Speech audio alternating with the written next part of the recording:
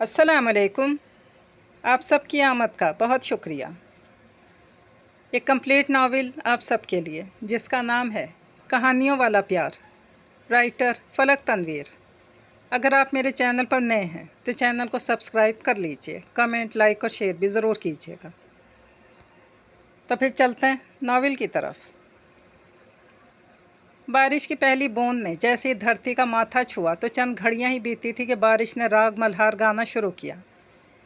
लेकिन इस राग की लय में उदासी की लहरें मौजज़न थीं। टिप टिप गिरती बूंदें, छतरियां ताने फुटपाथ पर चलते लोग, सड़क पर रुकी हुई गाड़ियां, शाम की नीलगू रोशनियों में घुलती रात की स्याही और स्ट्रीट पोल्स की जलती जर्द रोशनियां, टैक्सी के शीशे पर बारिश की बूंदों की लकीरों में घुली जर्द रोशनियों के पार मंजर बहुत ही मसहूर कुन था।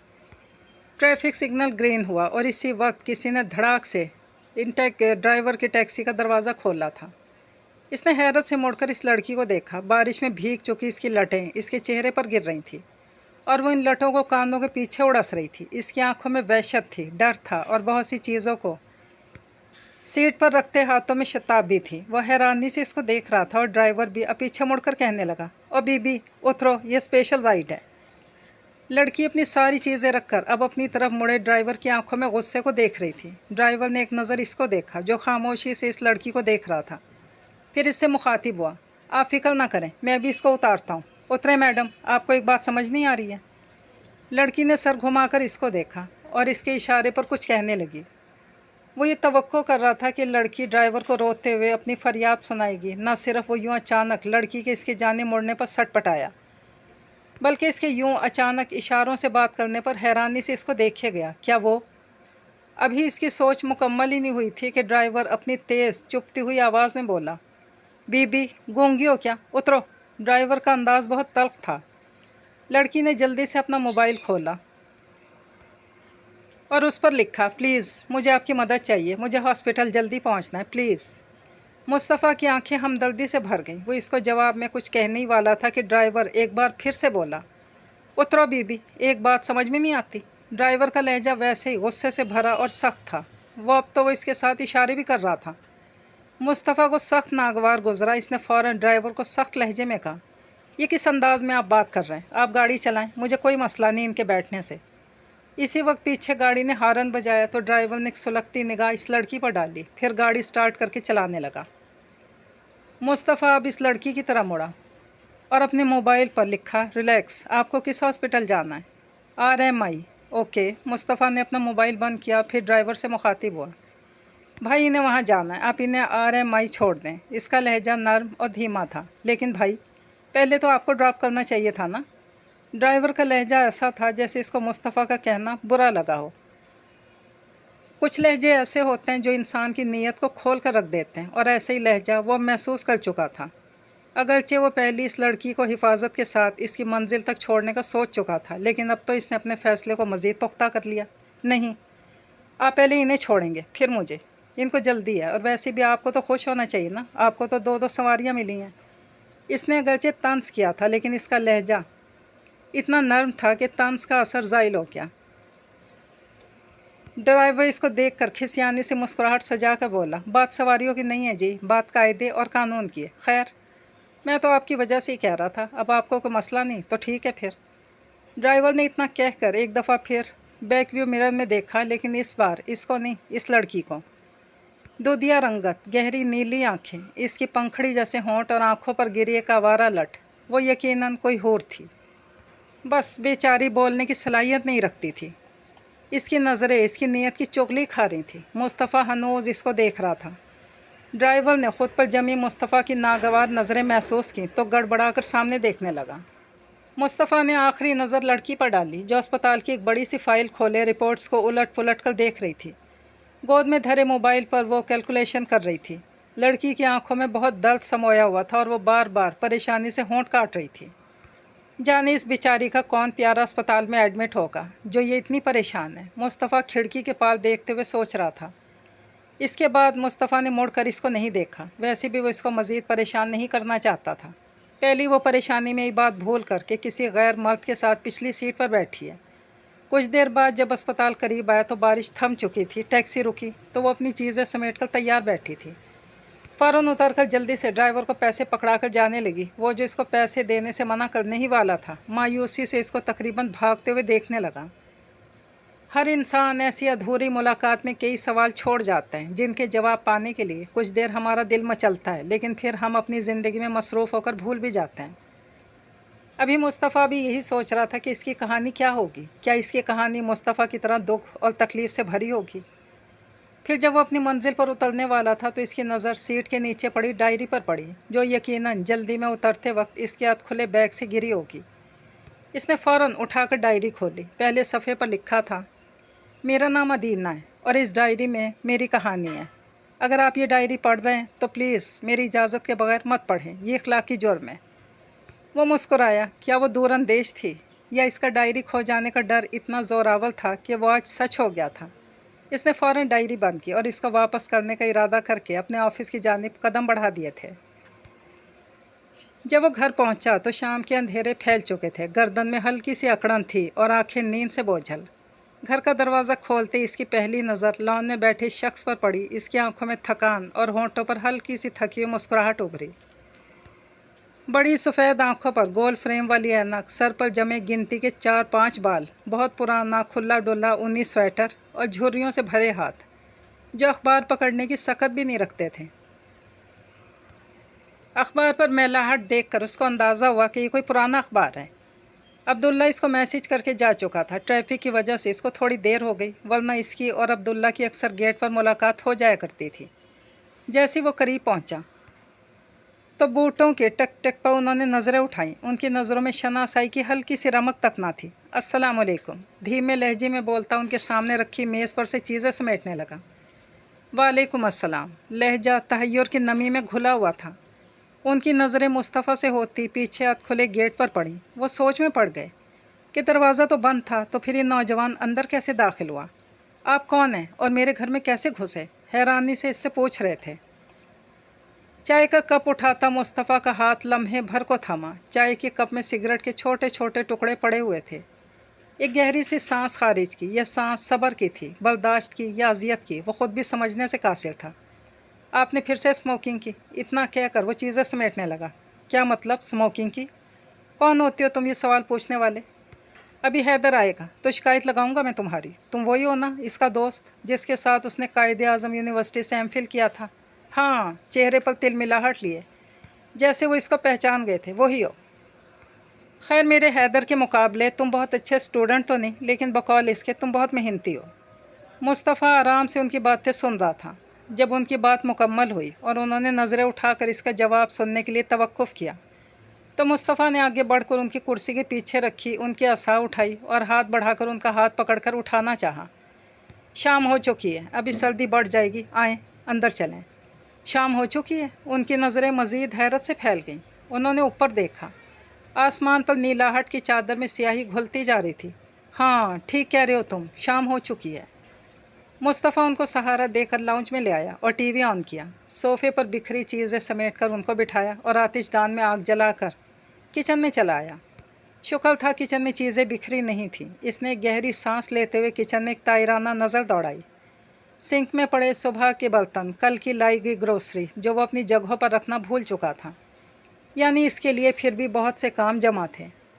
इसने आस्तीनें चढ़ाकर सबसे पहले चाय के लिए पानी रखा, क्योंकि फ़िलहाल इसको चाय की बहुत तलब हो रही थी।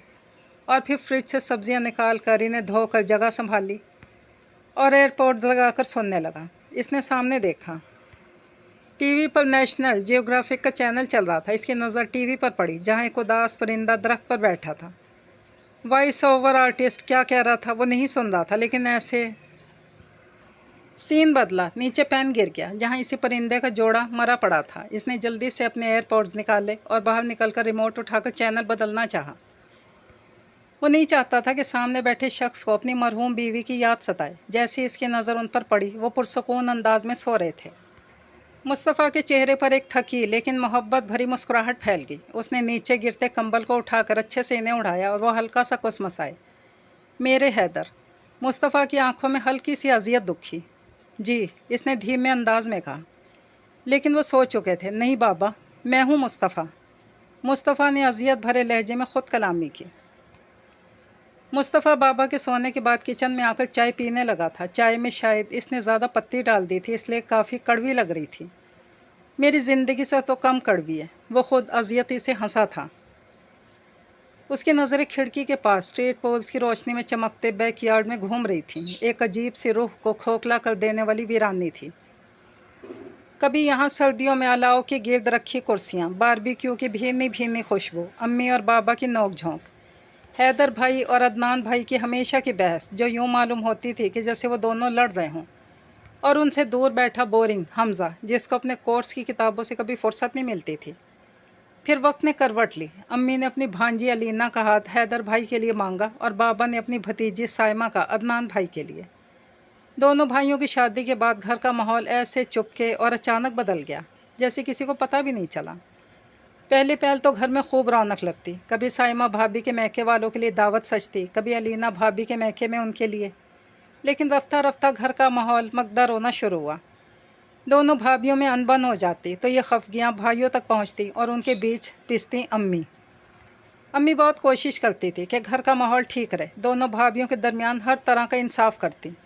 लेकिन जब दोनों के बाल बच्चे हो गए तो एक एक चीज़ का हिसाब रखने लगे।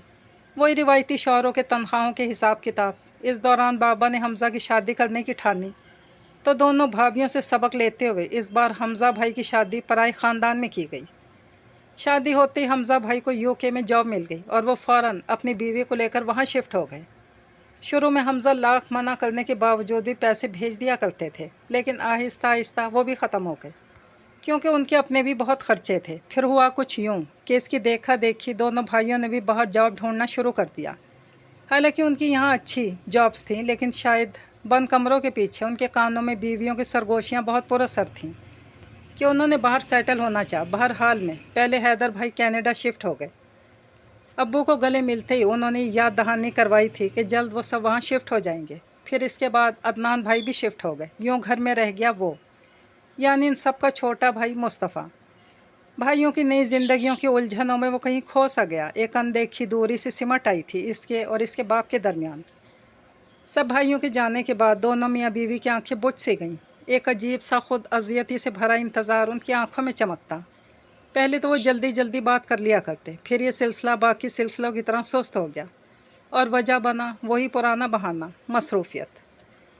अम्मी घर का सारा काम करती, उनके घुटनों में बहुत दर्द रहता, लेकिन फिर भी वो लाख मना करने के बावजूद काम करती। वो जब यूनिवर्सिटी से लौटता तो उनका हाथ बटाता। अम्मी की बूढ़ी आंखों में पानी ठहर कर जम जाता और वो मुस्कुरा कर कहती, यूँ जैसे अपने अंदर के दर्द पर हंस रही हूँ, तुम्हारी शादी के दिन भी आ गए मुस्तफ़ा। मुस्तफ़ा का हाथ रुकता। वो अम्मी की आंखों में आंखें डालना चाहता, लेकिन ये जुर्रत नहीं कर पाता। वो हुंकारा भरकर हल्का सा मुस्कुराता और ख़ामोश रहता। अम्मी इसकी खामोशी से मायने अक्स करके हंस पड़ती। फिर तुम भी बाहर चले जाओगे। उनके लहजे की अजियत किसी जहन में बुझे तीर की तरह उसके खून के लिथड़े दिल में पेवस्त हो जाती। वो सर उठाकर अम्मी को देखता। अम्मी, ऐसी बातें मत करें, मैं आपको छोड़कर कहीं नहीं जाने वाला। ये दिलासा था, यकीन था, लेकिन अम्मी को इस गडरिया का शेर आया का यकीन ही ख़त्म हो चुका था। ऐसा हैदर भी कहता था। तो अगर आपको मेरी ज़ुबान का यकीन ही नहीं तो मत करें मेरी शादी। इसको बुरा लग जाता। अम्मी फ़ौरन कहती, नहीं, ऐसा बिल्कुल भी नहीं करूँगी मैं। वैसे भी मैंने कौन सा तुम्हारे लिए कोई लड़की ढूंढनी है, लड़की तो तुम खुद ढूंढोगे। याद है ना, जब अदनान की मेहंदी में इसकी साली तुम्हें छेड़ रही थी कि तुम्हारी शादी ज़मीने से होगी, चचाज़ाद और तुम। इसने अम्मी की बात काटी बीच में। अम्मी, वो मजाक था, यह हक़ आपका है, यह हक़ मेरा नहीं है। तुमने अपनी बीवी खुद पसंद करनी है और बाकी के फ़राइज़ हकूक़ हमने निभाने, उसकी तुम फ़िक्र मत करो। अब की बार अम्मी का लहजा हल्का सा था। वो भी मुस्कुरा दिया, लेकिन जाने क्यों इसका दिल अब शादी के लिए नहीं मानता था। अंदर ही अंदर वो डर सा गया था कि एक इंसान ऐसे अचानक कैसे बदल जाता है। ये इन दिनों की बात थी जब हैदर भाई का पूरे 6 साल के बाद पहला बेटा हुआ था। इस दिन अम्मी बहुत खुश थीं क्योंकि हैदर भाई पाकिस्तान आकर इसका अकीका मनाना चाहते थे, लेकिन चूँकि बच्चे के डॉक्यूमेंट्स वगैरह बनवाने में काफ़ी टाइम लगना था, इसीलिए उन्होंने अपना इरादा ही मुलतवी कर दिया। अम्मी को बुरा तो लगा, कहा कुछ नहीं। इन्हीं दिनों इसकी मुलाकात आलिया से हुई। जिस फर्म में वो जॉब करता था, इसी फर्म में आलिया नई आई थी। आलिया बेइंतहा खूबसूरत थी। दरमियाना कद, गंदमी रंगत, पुरकशिश, शहदागी आँखें और इसके सहर अंगेज़ लौंग इसकी पहली मुलाकात काफ़ी फिल्मी थी। वो कॉफ़ी मेकर के सामने खड़ी बुरे बुरे मुंह बना रही थी। वो समझा शायद इसको कॉफ़ी मेकर का इस्तेमाल करना नहीं आता, इसलिए फ़ौरन इसकी मदद के लिए आगे हुआ था। एक्सक्यूज़ मी, क्या मैं आपकी कोई मदद कर सकता हूँ? आवाज़ पर पलटकर आलिया की शहद आगी आंखें मज़ीद चमक उठी। जी, ये कॉफ़ी मेकर के पीछे दीवार के साथ कॉकरोच है, इसको मार दें प्लीज़। मुझे इससे डर नहीं लगता, बस बहुत ही नापसंद है ये। नाक सुकेड़ कर कंधे उचकाए वो बेसाख्ता मुस्कुराया। इसने सर घुमाकर इधर उधर देखा, सब मसरूफ़ थे। इसने जल्दी से पेन निकालकर एकदम से कॉकरोच में घोंप दिया। अगले ही लम्हे वो मर चुका था। फिर इसने पेन समेत इसको नीचे डस्टबिन में फेंक दिया। इस मुलाकात के बाद उनके दरमियान सलाम दुआ होती रही। फिर एक दिन आलिया की किसी काम में मदद के बाद दोनों के दरमियान बातचीत का सिलसिला शुरू हुआ, जो रफ्ता रफ्ता इन दोनों के दरमियान एक नए जज्बे को पनपने का बाइस बना। मुस्तफ़ा को लगा कि ये अच्छा मौका है, इसे आलिया को प्रपोज़ कर देना चाहिए। वो बहुत डर रहा था, लेकिन आलिया का रिस्पांस इसके तवक्कुआत के बरखिलाफ़ था। इसके हाँ करते इसने अम्मी को बताया और अगले ही हफ्ते वो आलिया को अंगूठी पहना रहा था। इनकी शादी आनन फानन हुई। शादी की पहली रात इसने आलिया को अपने सारे डर खौफ साफ और सख्त अल्फाज में बता दिए कि वो इसके हकूक़ में कभी कोताही नहीं करेगा, लेकिन वो इसके लिए कभी अपने माँ बाप को नहीं छोड़ सकता। शादी के शुरुआती महीने काफ़ी खुशगवार गुजरे। फिर एक रात अचानक अम्मी को हार्ट अटैक हुआ। वो सब भागम भाग अस्पताल पहुँचे तो वो दम तोड़ चुकी थी। वो रात क़यामत से भी लंबी और तकलीफ़ दे थी। इसके सारे भाई एक दो हफ्ते रुके। इस दौरान इसका अपने भाइयों से बात करने का ज़रा भी दिल नहीं किया। ना चाहते हुए भी दिल का एक कोना उनकी नफ़रत से भर चुका था। रात कतरा कतरा पिघल रही थी और वो कॉफ़ी का मग उठाए ऊपर टेरेस पर बैठा था। आज इतने दिनों बाद यादों की खिड़कियाँ खुली तो आंखों से नींद की परियां ही रोट गईं। इसने मुड़कर अपने कमरे में देखा, जहाँ साइड टेबल पर आज भी इसकी शादी की तस्वीर पड़ी थी। अम्मी के फौत होने के बाद घर में सिर्फ 3 लोग रह गए, अब्बू, आलिया और वो। आलिया जॉब छोड़ चुकी थी, इसलिए वो घर में ही मसरूफ़ रहती। अलबत्ता अब्बू इंतहाई तन्हा हो गए। कभी कभी अपने बेटों से बात कर लिया करते, लेकिन ज़्यादा वक्त उनका अपनी बीवी और बच्चों को याद करने में ही गुजरता। फिर यूँ हुआ कि आहिस्ता आहिस्ता उनकी याददाश्त कमज़ोर होने लगी। पहले तो मुस्तफ़ा को लगा कि ये बुढ़ापे का असर है, लेकिन इसको तशवीश तब होने लगी जब बाबा ने उसको पहचानने से इनकार कर दिया। तुम कौन हो और मेरे घर में क्या कर रहे हो? उनका लहजा पहले तो इसको मज़ाहिया लगा, लेकिन उनकी आंखें झूठ कैसे बोल सकती थी? उनकी आंखों में मुस्तफ़ा को पहचानने की कोई रमक नहीं थी। मुस्तफ़ा का दिल एक गहरे समंदर में मुस्तगरक हुआ। बाबा, ये मैं हूँ, मुस्तफ़ा आपका छोटा बेटा। मेरा छोटा बेटा तो हमज़ा है और इसके बाद मैं। इसके गले में आंसुओं का गोला सा फंसा। ये कैसी तकलीफ़ थी, ये कैसा लम्हा था? इसका दिल भारी होने लगा। बाबा इसकी बात पर तेज़ी से हंस पड़े। हंसने के बाद फ़ौरन अपने कमरे में चले गए। इसी वक्त आलिया भी किचन से बाहर आई। अपने शौहर को यूँ सकते में खड़ा देखकर इससे इस्तफसार करने लगी, लेकिन मुस्तफ़ा परेशान सा खड़ा था। उसको जवाब देने के बाद आलिया भी इसको छोटी छोटी बातें बताने लगी। उनका चाय का कप मांग कर पीना भूल जाना, वज़ू करके मस्जिद जाना भूल जाना और ऐसी की छोटी छोटी बातें। मुस्तफ़ा का अगला कदम बाबा को डॉक्टर से मिलवाना था और डॉक्टर्स ने यह साफ बता दिया था कि इन्हें अल्ज़ाइमर है।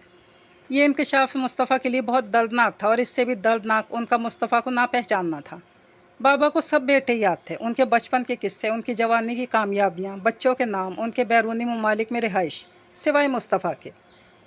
इसकी सारी ज़िंदगी भाइयों की ज़िंदगियों के उतार चढ़ाव, उलझनों के साए में गुजरी थी और अब भी भाइयों के साए ने एक बार फिर से इसकी शख्सियत को ग्रहण लगा दिया।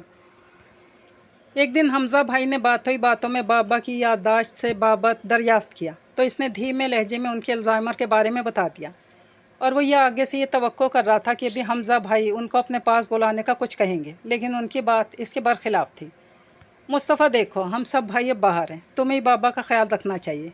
आई नो, बड़े भाइयों की बातें हमेशा छोटे भाइयों को बुरी ही लगती हैं, लेकिन मैं तुम्हारा बड़ा भाई हूँ और अब बाबा तुम्हारी ही जिम्मेदारी है। यहाँ तो इतने मसले मसाइल हैं, माशी गिरावट तो महंगाई अलग।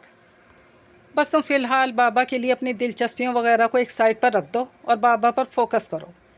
वो यकटक हमज़ा भाई की बातें सुन रहा था। अंदर ही अंदर गुस्से का एक आतिश फिशां भटने को था। इसका दिल चाह रहा था कि वो सामने पड़ा लैपटॉप उठाकर दीवार पर दे मारे और फिर अंदर से हमज़ा भाई को निकाल कर उनके गले पर छुरा फेर दे, यानी उनकी खुदगर्जी पर इसकी कनपटी की रगें फटने को हो गई। उसने गहरा सांस लिया और बिना मुस्कुराए कहा, जी हमज़ा भाई, और ठक से लैपटॉप बंद कर दिया। اس کے بعد وہ کسی بھی بھائی سے بات کرنے سے گریز کیا کرتا تھا اور بابا کا ہر طرح کا خیال رکھتا، ان کے کھانے پینے کا، ان کی واک کا، ان کے ہر دفعہ پوچھنے پر کہ وہ کون ہے وہ بتایا کرتا تھا کہ وہ ان کا کیئر ٹیکر ہے اور ان کے بیٹوں نے اس کو ہائر کیا ہے۔ یہ سنتے ہی بابا کی آنکھوں میں خوشی کی چمک پھیل جاتی۔ لیکن اس دوران جانے کب اور کیسے اس کے اور عالیہ کے درمیان ایک دوری سی سمٹ آئی۔ وہ جیسے ہی آفس سے لوٹ کر آتا وہ فوراً بابا کے کمرے میں جاتا، خود کھانے سے پہلے ان کو کھانا کھلاتا اور پھر شام کو ان کی ویل چیئر پر بٹھا کر واک کرواتا، ان کو وضو کروا کر 5 وقت ان کے ساتھ مسجد میں جا کر نماز پڑھتا۔ الغرض دن میں اس کا آدھا حصہ اس کے باپ کے ساتھ اور آدھا حصہ جاب پر گزارتا۔ پہلے تو عالیہ کے لہجے میں ناگواری عود آئی تھی اور پھر رفتہ رفتہ اس کے انداز و اطوار میں۔ اس کے کمرے میں آتی فوراً لائٹ آف کر کے سو جاتی، یا پھر اس کے سوتے وقت ساری رات لائٹس جلا کر کتاب پڑھتی، مووی دیکھتی۔ وہ پوچھنا چاہتا تو وہ آگے سے خاموشی اختیار کر لیتی۔ آخر کار یہ طویل جنگ اس کے میکے روٹنے پر تھمی۔ پھر جب وہ اس کو منانے گیا تو اس کے سسرال میں اس کے لیے ایک عدالت جمع تھی۔ ہم اب اپنی بیٹی کو اس گھر میں نہیں جانے دے سکتے، اس کی شادی تم سے ہوئی ہے مصطفیٰ، تمہیں اس کو وقت دینا چاہیے، نہ کہ سارا دن باپ کا کیئر ٹیکر بن کر گزار دینا چاہیے۔ یہ اس کی ساس تھی۔ میں نے اس کو ہمیشہ وقت دیا ہے آنٹی، اور کیئر ٹیکر نہیں ہوں، میں ان کا بیٹا ہوں، حق ہے ان کا مجھ پر اور میرا فرض ہے ان کا خیال رکھنا۔ تو کچھ فرض عالیہ کے بھی تم پر ہے نا، کچھ حقوق بیوی کے بھی ہوتے ہیں۔ میں نے کب اس سے انکار کیا، نہ ہی اس کے حقوق میں کوتاہی کی ہے، لیکن اس وقت بابا کو میری ضرورت ہے، اور اس بات کی تلقین تو ہمارے پیغمبر صلی اللہ علیہ وآلہ وسلم نے بھی کی ہے کہ بڑھاپے میں والدین کا اتنا خیال رکھنا چاہیے جتنا بچپن میں انہوں نے تمہارا رکھا۔ اور یہ خیال تمہارے باقی بھائیوں کو کیوں نہیں آتا، جو ایک کینیڈا میں ہے، ایک UK میں اچھی خاصی زندگیاں گزار رہے ہیں؟ کیا ان کے باپ کا ان پر حق نہیں ہے؟ اس بار پہلی دفعہ عالیہ نے منہ کھولا تھا۔ ان کی بیویاں تو آئے روز فیس بک پر ریسٹورنٹ کی پکس لگاتی رہتی ہیں، روزانہ پارٹیاں چل رہی ہوتی ہیں۔ میں بھی تو یہی چاہتی ہوں آپ سے کہ آپ مجھے تھوڑا سا وقت دیا کریں، کہیں باہر کھانا کھلانے ساتھ لے چلیں، لیکن آپ کو اپنے بابا سے فرصت ملے تب نہ۔ دیکھو عالیہ، آئی ایم ریئلی سوری کہ تمہیں ان کی وجہ سے یہ سب جھیلنا پڑا۔ تو مجھے بتا دیا کرو کہ تم کیا چاہتی ہو، میں وہی کروں گا۔ وہ صلح جو انداز میں بولا۔ کچھ دیر کے لیے لاؤنج میں خاموشی چھا گئی۔ یہ خاموشی طوفان سے پہلے کی تھی۔ اس کی ساس کی زبان پہ طوفان کا اعلان مچلا۔ یہ اس گھر میں صرف ایک شرط پر جائے گی۔ ایک طویل وقفہ۔ مصطفیٰ کا دل بیٹھنے لگا۔ اپنے باپ کے لیے کوئی کیئر ٹیکر رکھو اور الگ ہو جاؤ باقی بھائیوں کی طرح۔ میں ایسا نہیں کر سکتا آنٹی۔ نہ چاہتے ہوئے بھی مصطفیٰ کے لہجے میں منت کی نمی در آئی۔ آپ میرے بابا کی جگہ خود کو رکھ کر سوچیں، اگر آپ کے بیٹے آپ کو یوں چھوڑ کر جائیں تو آپ کو صدمہ نہیں ہوگا؟ میرے باقی بھائیوں میں احساس نہیں ہے، لیکن مجھ میں ہے۔ میں اس حال میں بابا کو کسی اور کے سہارے نہیں چھوڑ سکتا۔ تو بس پھر تمہیں عالیہ کو چھوڑنا ہوگا۔ اٹل لہجہ۔ ساس کی نظروں میں بالکل ہمدردی نام کی کوئی رمق ہی نہیں تھی۔ اس نے عالیہ کو دیکھا۔ عالیہ کی نظریں بھی اب ماں جیسی ہو گئی تھیں۔ اس کی منت بھری نظریں بے دردی سے دھتکاری گئیں۔ ایک دم سے ان کے بیچ محبت سرد ہو گئی، جیسے موت نے آن لیا ہو، ویسی ہی سرد۔ عالیہ، تم نے کہا تھا کہ مجھے سپورٹ کرو گی ہر حال میں۔ اس نے اب عالیہ کو مخاطب کیا۔ ایسے حالات میں اس کی ساس بیچ میں بولنے لگی۔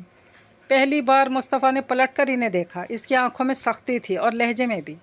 اس نے ساس کی بات بیچ میں کاٹی۔ میں اپنی بیوی سے بات کر رہا ہوں، یہ ہمارا مسئلہ، بیچ میں کوئی نہیں بولے گا، کوئی بھی نہیں۔ سب کو سانپ سونگ گیا۔ عالیہ نے نظریں اٹھا کر اس کو دیکھا۔ میں تمہارے ساتھ نہیں رہ سکتی مصطفیٰ اب۔ میں نے تو تمہارے ساتھ اتنے خواب دیکھے تھے، میں تو سمجھتی تھی تم بھی اپنے بھائیوں کی طرح ایسے ہی ہوگے، اپنے کیریئر پر فوکس کرو گے، اچھا مستقبل بناؤ گے، لیکن تم اپنے بھائیوں جیسے نہیں ہو۔ جیسی گزر رہی ہے زندگی اسی میں خوش ہو۔ میں نہیں ہوں خوش، مجھے جلن ہوتی ہے۔ مجھے یوں صبر شکر کر کے گزارا نہیں کرنا، اور نہ ہی تمہارے باپ کی خدمتیں کرنی ہیں۔ ہماری شادی کو 2 سال ہو گئے ہیں۔ ڈاکٹرز کہتے ہیں کہ میری رپورٹس بالکل نارمل ہیں۔ 100 باتوں کی ایک بات مصطفیٰ، تمہارے ساتھ رہ کر مجھے صبر اور شکر کے علاوہ کچھ نہیں ملنے والا، نہ دولت، نہ خوشیاں، نہ ہی اولاد۔ مجھے اب تم سے ایک چیز چاہیے، وہ ہے طلاق۔ عالیہ کے لہجے میں ذرا بھی ہچکچاہٹ نہ تھی۔ وہ بالکل صاف لہجے میں ایک ہی فلو میں کہہ رہی تھی۔ اس کو یوں لگا کہ اس کے چاروں طرف اندھیرا چھا گیا۔ وہ جواب میں کہنا چاہتا تھا کہ ڈاکٹرز نے اس کی بھی رپورٹس ٹھیک بتائی ہیں، لیکن اس نے خاموشی پر ہی اکتفا کیا۔ جو لکیر ان کے بیچ کھنچ چکی تھی اس کو پاٹنا نہیں چاہتا تھا وہ۔ پورے 2 منٹ کی خاموشی کے بعد اس نے ایک گہری سانس کھینچی۔ ٹھیک ہے۔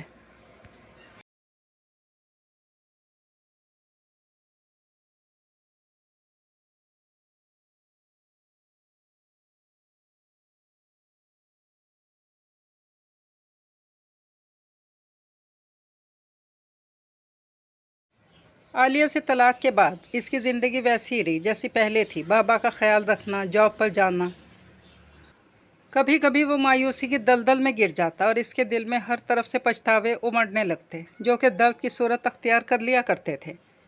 کبھی کبھی وہ فرار کے چور دروازے ڈھونڈنا چاہتا تھا، وہ چاہتا تھا کہ وہ بھی باقی بھائیوں کی طرح بے حس بنے۔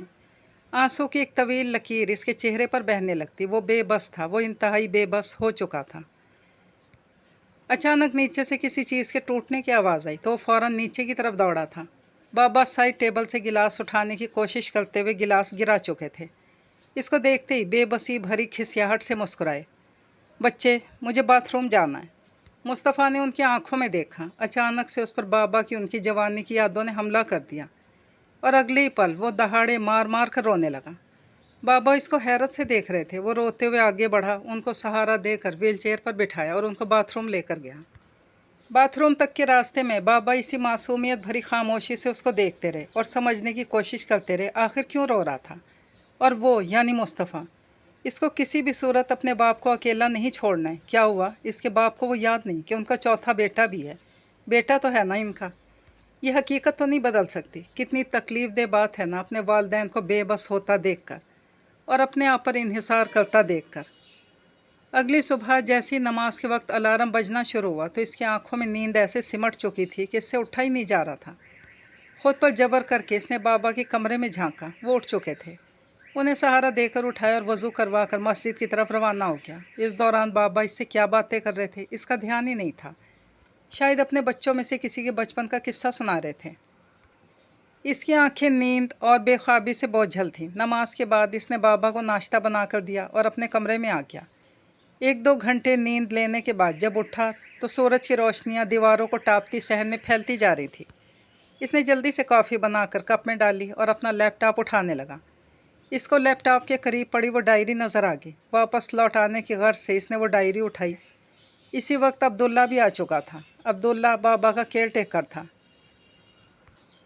جس کا کیئر ٹیکنگ کا دورانیہ سپہر تک تھا، یعنی اس کے آنے سے پہلے وہ یا تو جا چکا ہوتا ہے یا جانے والا ہوتا ہے۔ BRT میں بیٹھے کافی پیتے ہوئے خود پر خود جبر کرنے کے باوجود بھی وہ ڈائری کھول بیٹھا تھا۔ اب اس کی نظریں ڈائری میں لکھی اس لڑکی کی آپ بیتی پڑھنے میں مصروف تھیں۔ اس نے کچھ صفحے پلٹائے۔ یہ شاید اس کی کئی سالوں کی ڈائری تھی۔ صفحات کی شکستگی سے صاف ظاہر تھا۔ 12 فروری 2006۔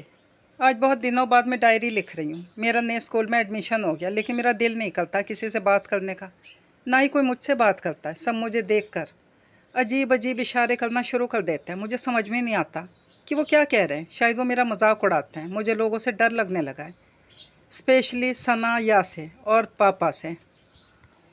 کلاس روم میں وہ کھڑکی کے دائیں جانب بیٹھی تھی۔ اس کے سامنے ڈرائنگ کی کاپی پڑی تھی جس پر بنائے گئے اسکیچ میں اس نے اپنی جان پھونک دی تھی۔ ایک لڑکی اس کے قریب آ کر بیٹھی، اس کے بغل سے 2 مزید لڑکیاں۔ یہ ثنایا تھی۔ وہ اشارے سے اس کو کچھ بتانے لگی۔ ادینہ اس کے اشاروں کو سمجھنے کی کوشش کر رہی تھی۔ ثنایا تھک ہار کر اس سے ڈرائنگ کی کاپی کھینچنے لگی لیکن ادینہ نے فوراً اپنی کاپی بند کر کے اپنی گرفت میں لے لی۔ ثنایا کے چہرے پر استہزائیہ مسکراہٹ پھیل گئی۔ اس نے مڑ کر اپنی دوستوں کو دیکھا۔ لگتا ہے بھیڑ کو بھی آخر کار جرأت آ ہی گئی۔ اچھا بتاؤ اس کو کیسے سمجھاؤں کہ میرے ڈائیگرام بنائے؟ ایک تو اس گونگی اور بہری کو ہماری کلاس کا ٹاپر ہونا تھا۔ آخری بات پر ناک سکیڑ کر بیزاری سے بھویں اچکائی دی۔ اس کی وہ دوست کہاں ہے جو اس سے اشاروں میں بات کرتی ہے؟ بلاؤ ذرا اس کو۔ خولہ کے لیے نظریں دوڑائی گئیں لیکن خولہ فی الحال منظر پر موجود نہیں تھی، اس لیے ثنایا نے اس کا ہاتھ کھینچا اور پین سے اس کی ہتھیلی پر زور زور سے لکھا، ڈائیگرامز بنا کر دو۔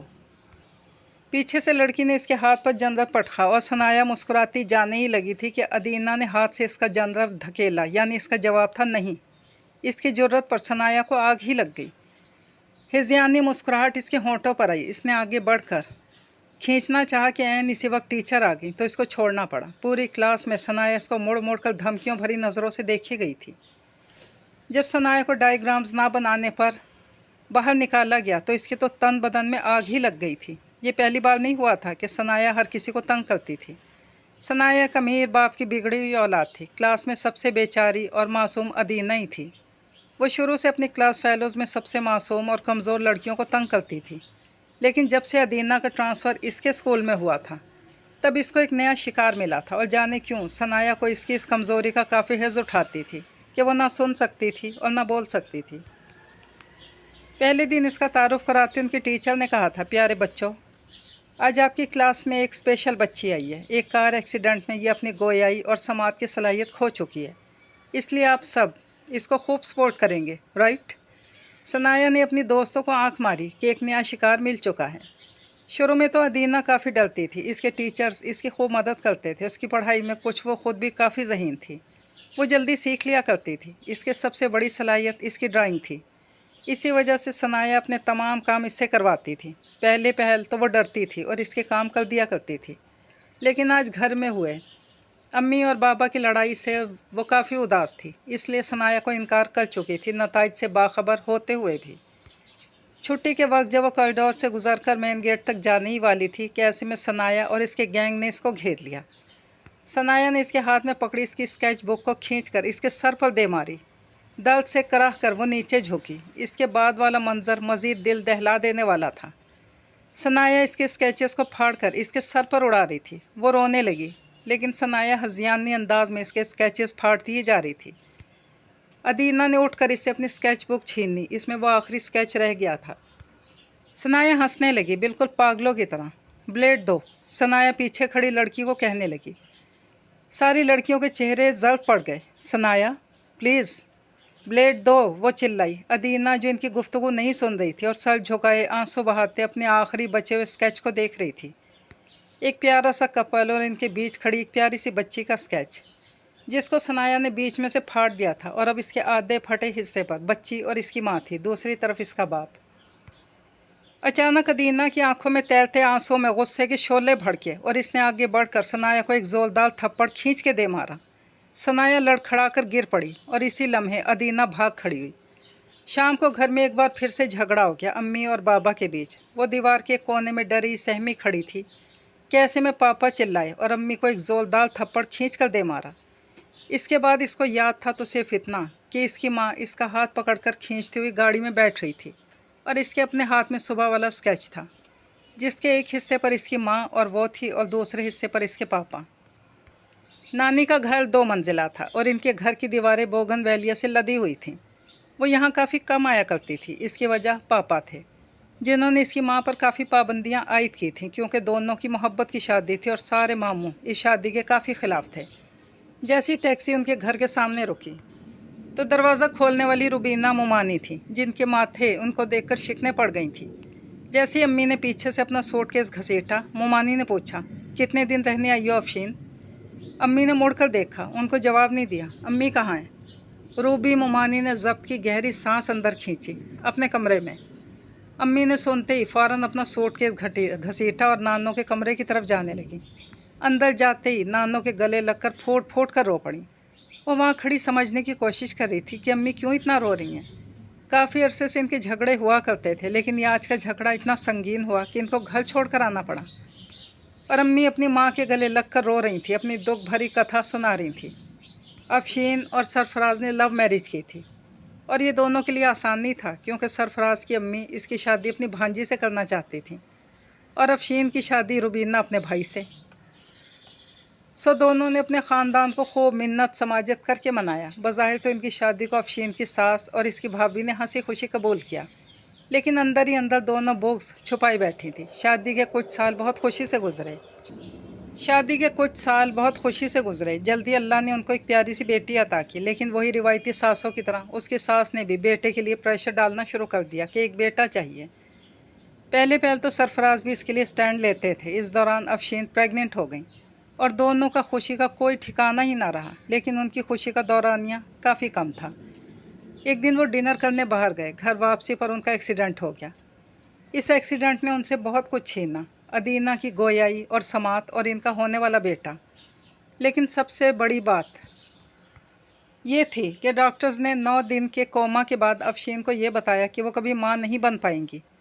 वो दिन उनके लिए क़यामत का दिन था। इसके बाद अफशीन डर सी गई थी कि उनकी सास सरफराज की दूसरी शादी कर देंगी। वो सरफराज को कस्में देती थी, लेकिन अब वो भी माँ की बातों में आ चुके थे और उनको भी औलाद नरीना चाहिए थी। यूँ आखिरकार वो दूसरा निकाह करवाने वाले थे, لیکن افشین ان سے لڑتی رہی اپنے لیے. آخرکار بات اتنی بگڑ گئی کہ اس نے مجھے طلاق دے دی. اماں اتنی بے حسی سے کہہ دیا تم نے. مجھے کیا دیا؟ ایک گونگی بہری بیٹی اور ساری عمر کی بے سکونی. اماں وہ میرے ساتھ ایسا کیسے کر سکتا ہے؟ ساری رات روتی رہی. ادینہ رات کو اس سے لپٹ کر سوئی. نہ جانے کیسے افشین کو قرار سا آ گیا. انہوں نے رونا بند کیا اور آنسو پہنچ کر اس کے ماتھے پر بوسہ دیا. ان کو اب صرف اس کے لیے جینا تھا اور یہی آخری سچ تھا جو ان کو اپنے حلق تلے اتارنا تھا. اس رات افشین کے ہاتھ بھی لرز رہے تھے جب وہ ادینہ کو سب کچھ بتا رہی تھی. اس کا اسٹاپ قریب آیا تو ریکارڈ شدہ آواز میں اس کی منزل کا نام پکارا گیا. اس نے فوراً ڈائری بند کی اور اگلے ہی پل اس کو گلٹ نے آ گھیرا کہ وہ بنا اجازت کسی کی زندگی کی کہانی پڑھ رہا تھا. اس کو ایسا نہیں کرنا چاہیے. دل میں ڈائری لوٹانے کا پختہ عزم کرتے ہوئے وہ آفس چلا گیا. لیکن پورے راستے میں اس کا دھیان اس لڑکی میں بھٹکا ہوا تھا کہ وہ اتنی پریشان کیوں تھی. اس کا کون تھا اسپتال میں؟ اس کے ذہن میں کئی سوال کل بلا رہے تھے. لیکن اس نے ڈائری مزید نہیں پڑھنی تھی اور یہ تو طے تھا. جب آفس سے فارغ ہوا تو اس نے ڈرائیو بک کروائی. اسپتال تک کے راستے میں اس کا دھیان ڈائری میں ہی اٹکا تھا.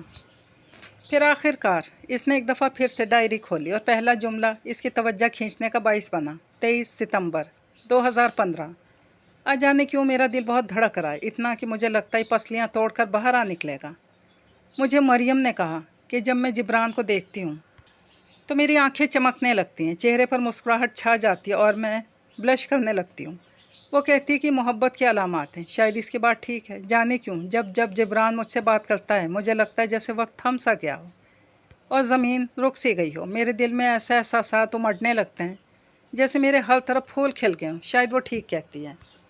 مجھے جبران سے محبت ہو گئی ہے. مجھے اب ڈر لگنے لگا ہے. اس لیے نہیں کہ مجھے واقعی میں محبت ہو گئی. مجھے حرم سے ڈر لگتا ہے کیونکہ سب کو پتہ ہے کہ حرم کو جبران کتنا پسند ہے. اور اگر اس کو پتہ چل گیا کہ مجھے جبران سے محبت ہو گئی ہے تو جو گھر کرائے پر نانی نے دیا تھا, مرنے سے پہلے نانی نے وہ گھر امی کے نام کر دیا اور اس پر سارے بھائی خوب بھڑکے. لیکن نانی اپنے فیصلے پر قائم رہی اور انہیں دھمکی دی کہ یا تو اس کو اس کا حق دو یا پھر اپنے منہ سی لو. انہوں نے منہ سینے پر ہی اکتفا کیا کیونکہ امی کا جتنا حق بنتا تھا وہ ماموں مل کر بھی افورڈ نہیں کر سکتے تھے. گھر نام کرنے سے پہلے روبینہ مومانی کا رویہ امی کے ساتھ نہایت ہتک آمیز تھا. وہ امی کو خوب تانے دیتی تھیں. میرے بھائی کو برا سمجھا تھا, اب دیکھو, جس کے لیے ساری دنیا سے بغاوت کی تھی اسی نے تمہارے منہ پہ تھوک دیا. یقیناً اب سکون ملا ہوگا. جملہ مکمل کرتے ہوئے دل جلانے کے لیے ایک طویل کہا لگاتی. امی کچھ نہ کہتی, بس خاموشی ہی ان کا جواب تھی. اور وہ یعنی ادینہ سرفراز, اس کی زندگی ویسی ہی تھی. بس اب ثنایا کی جگہ حرم نے لے لی. اس کے 3 ماموں تھے, خرم, عرفان اور عبید. خرم ماموں کے 2 بیٹے جبران, فائز اور 2 بیٹیاں مریم اور تانیہ تھیں. حرم عرفان ماموں کی اکلوتی بیٹی تھی جبکہ عبید ماموں کی شادی حال ہی میں ہوئی تھی. ان کے 2 جڑواں بیٹے تھے. حرم انتہائی نکچڑی منہ پھٹ لڑکی تھی اور اس گھر میں اس کی بدتمیزی کو بدتمیزی کہنے والا کوئی بھی نہیں تھا کیونکہ وہ ماموں کی اکلوتی بیٹی تھی اور ماموں اس سے بہت ہی پیار کرتے تھے. جب تک وہ اپنے گھر شفٹ نہیں ہوئے اس کی زندگی احساس کمتریوں کا شکار رہی. عرفان ماموں کو حرم سے پیار کرتے دیکھ کر اس کو اپنے باپ کی خوب یاد ستاتی. جب حرم اس کو بے عزت کرنے کے لیے اس کو اپنی اترن دیتی تب بھی اس کو کافی تکلیف ہوتی. لیکن وہ چپ تھی کیونکہ اس کی ماں نے اس کو یہی سکھایا تھا.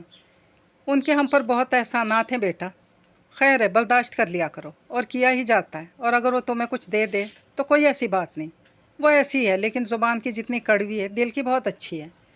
دل کی بہت اچھی لڑکی اپنی دوستوں کے سامنے اس کی خوب بے عزتی کرتی اور زبان نکال کر اشارے سے کہہ کر کہ گونگی ہے تعارف کرواتی تھی. اس نے خوش رہنا نہ صحیح, برداشت کرنا اور سمجھوتے کرنا سیکھ لیا تھا. کیا ہوا کہ حرم اس کو بہت اذیت پہنچاتی تھی. اس کی دوست بھی تو تھی مریم, جس نے بالخصوص اس کے لیے سائن لینگویج سیکھی تھی. اب تو حرم مریم کا بھی مذاق اڑایا کرتی تھی لیکن مریم کو اس کی کمزوری پتہ تھی. اسی لیے اس کی دکھتی رگ پر ہاتھ رکھ دیتی تو حرم خون کے گھونٹ پیتی چلی جاتی. اس کی دکھتی رگ یعنی جبران, مریم کا بڑا بھائی. جبران انتہائی خوبرو تھا, لمبا قد, چوڑے شانے, ہلکی بڑی شیو اور سحر سموئی آنکھیں. وہ جتنا خوبرو تھا اتنا ہی ریزرو, اپنے کام سے کام رکھنے والا. وہ حرم کی طرح روڈ نہیں تھا اور اس سے کم از کم اچھے انداز میں بات کر لیا کرتا تھا. وہ اس کی پسند کا خیال رکھتا. جب کبھی وہ باہر جاتے تو وہ ادینہ کے انکار کے باوجود اس کو اپنے ساتھ جانے پر مجبور کرتا. شاید یہی چھوٹی چھوٹی باتیں تھیں جو اس کی نظریں آہستہ آہستہ اس کی آمد کی متلاشی رہتی. وہ کس وقت اٹھتا ہے؟ اٹھنے کے بعد برآمدے میں لگے بیسن میں منہ دھونے سے پہلے وہ اپنے بالوں میں ہاتھ ڈال لے اپنی نیند بھگانے کی کوشش کرتا ہے۔ یونیورسٹی جانے سے پہلے وہ کون سا پرفیوم لگاتا ہے اور چائے پیتے وقت وہ کس طرح رک کر گرم چائے کو پوری 3 پھونکے مارتا ہے۔ اس کو جبران کی سب عادت ازبل تھی۔ شاید مریم ٹھیک کہتی تھی، اس کو جبران سے محبت ہو چکی تھی۔ ابھی بھی وہ سیڑھیوں میں بیٹھی کتاب پڑھنے کے بہانے اس کو چائے پیتے دیکھ رہی تھی کہ ایسے میں جبران نے نظروں کی حدت محسوس کرتے ہوئے اس کے تعاقب میں نظریں گھمائیں اور اس کو رنگے ہاتھوں پکڑ کر ایک ہلکی سی مسکراہٹ پاس کی۔ اگلے ہی لمحے اس کا دل دھک دھک دھڑکنے لگا کیونکہ جبران اس کی طرف آ رہا تھا۔ ان کے درمیان پورے 15 قدموں کا فاصلہ تھا۔ اس کے گال گلال ہوتے گئے اور وہ اس کے قدم گنتی جا رہی تھی، 1 2 3 4 5۔ جیسے وہ اس کے قریب آ پہنچا اس کے ہاتھ سے کتاب گری اور وہ الٹے قدم اپنے کمرے کی اور بھاگی۔ جبران جو اوپر جا رہا تھا اس کو حیرت سے دیکھنے لگا۔ اس نے نیچے گری کتاب اٹھائی۔ بھائی آپ کی منزل آ چکی ہے۔ ڈرائیور اس کو پیچھے مڑ کر دیکھ رہا تھا۔ اس نے فوراً ڈائری بند کی۔ او گاڈ، مجھے کسی کی ڈائری اس کی پرمیشن کے بغیر نہیں پڑھنی چاہیے۔ گلٹی ہو کر اترنے لگا۔ گاڑی سے اترنے کے بعد اس نے عبداللہ کو ایک ٹیکسٹ کیا کہ آج وہ دیر سے آئے گا اس لیے تھوڑی دیر رک جائے۔ اوکے۔ 2 سیکنڈ بعد عبداللہ کا رپلائی آ چکا تھا۔ اس نے موبائل بند کیا اور تیز قدموں کے ساتھ ہاسپٹل میں داخل ہو گیا۔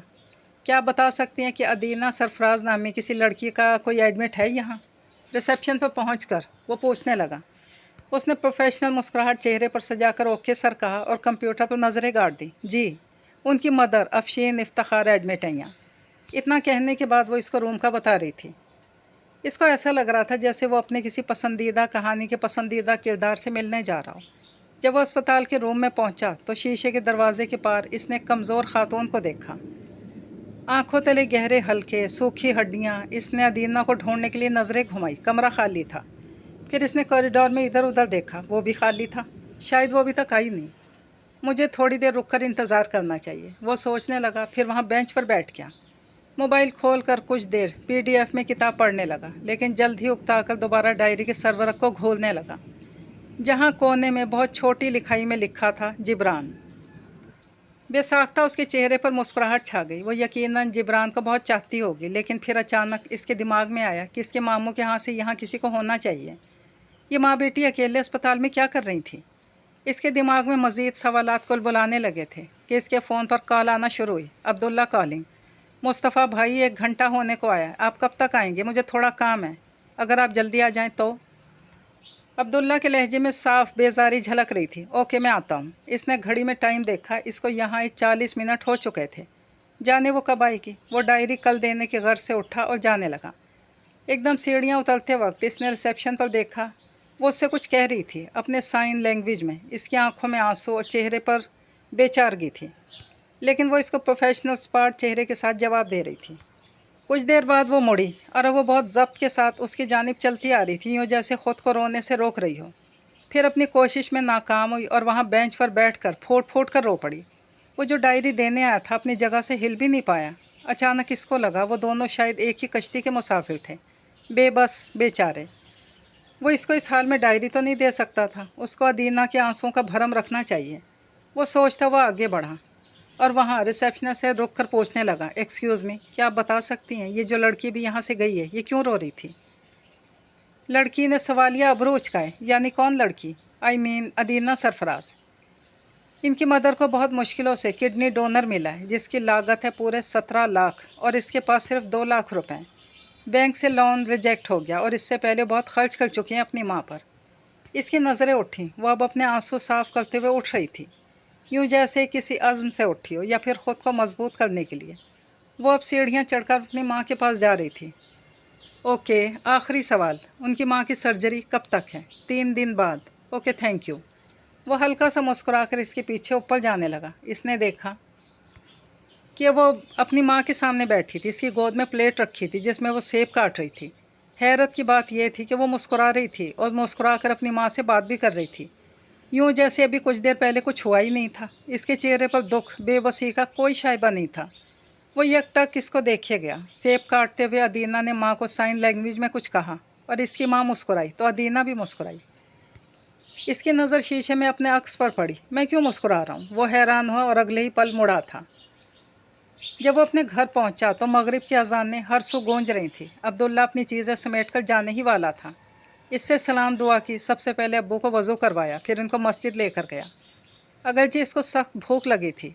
घर आने के बाद जल्दी से अब्बू और अपने लिए चाय बनाई। इसी वक्त हैदर भाई की कॉल आ गई तो बाबा तो उनके साथ बातें करने में मसरूफ़ हो गए। वो बात बात पर मुस्कुराते थे। बज़ाहिर बाबा की तरफ ही देख रहा था, लेकिन इसका ध्यान अदीना, इसकी माँ और इसकी डायरी में अटका हुआ था। पहले जो गिल्ट इसको महसूस हुआ था कि इसने बिना इजाज़त के किसी की ज़ाती डायरी पढ़ी, वही अब तजस्सुस में बदल रहा था। कब इसने अपने बैग से डायरी निकाल ली, कब वो चाय का मग लिए इसमें खो गया, इसको पता ही नहीं चला। डियर डायरी, बहुत दिनों बाद तुमसे मुलाकात कर पा रही हूँ। मुझे मालूम है तुम मुझसे खफा हो। हाँ, जानती हूँ कि मैं बहुत मतलबी इंसान हूँ और मैं तुम्हें हमेशा तब याद करती हूँ जब मुझे कोई तकलीफ़ पहुँचाता है। मैं अपना सारा बोझ तुम्हारे प्यारे सफ़हात पर लाद दिया करती हूँ, लेकिन आज मैं तुमसे अपनी ज़िंदगी की बहुत बड़ी खुशी शेयर कर रही हूँ। मरियम कह रही है कि हरम के साथ ऐसे ही होना चाहिए, लेकिन जाने क्यों मेरा दिल इसके लिए बहुत उदास है। वो भी तो जिब्रान को इतना ही चाहती थी जितना मैं चाहती हूँ। लेकिन मरियम कहती है, जिब्रान तुम्हारी किस्मत है और अपनी किस्मत पर सवाल नहीं उठाते, दिल से कबूल करते हैं।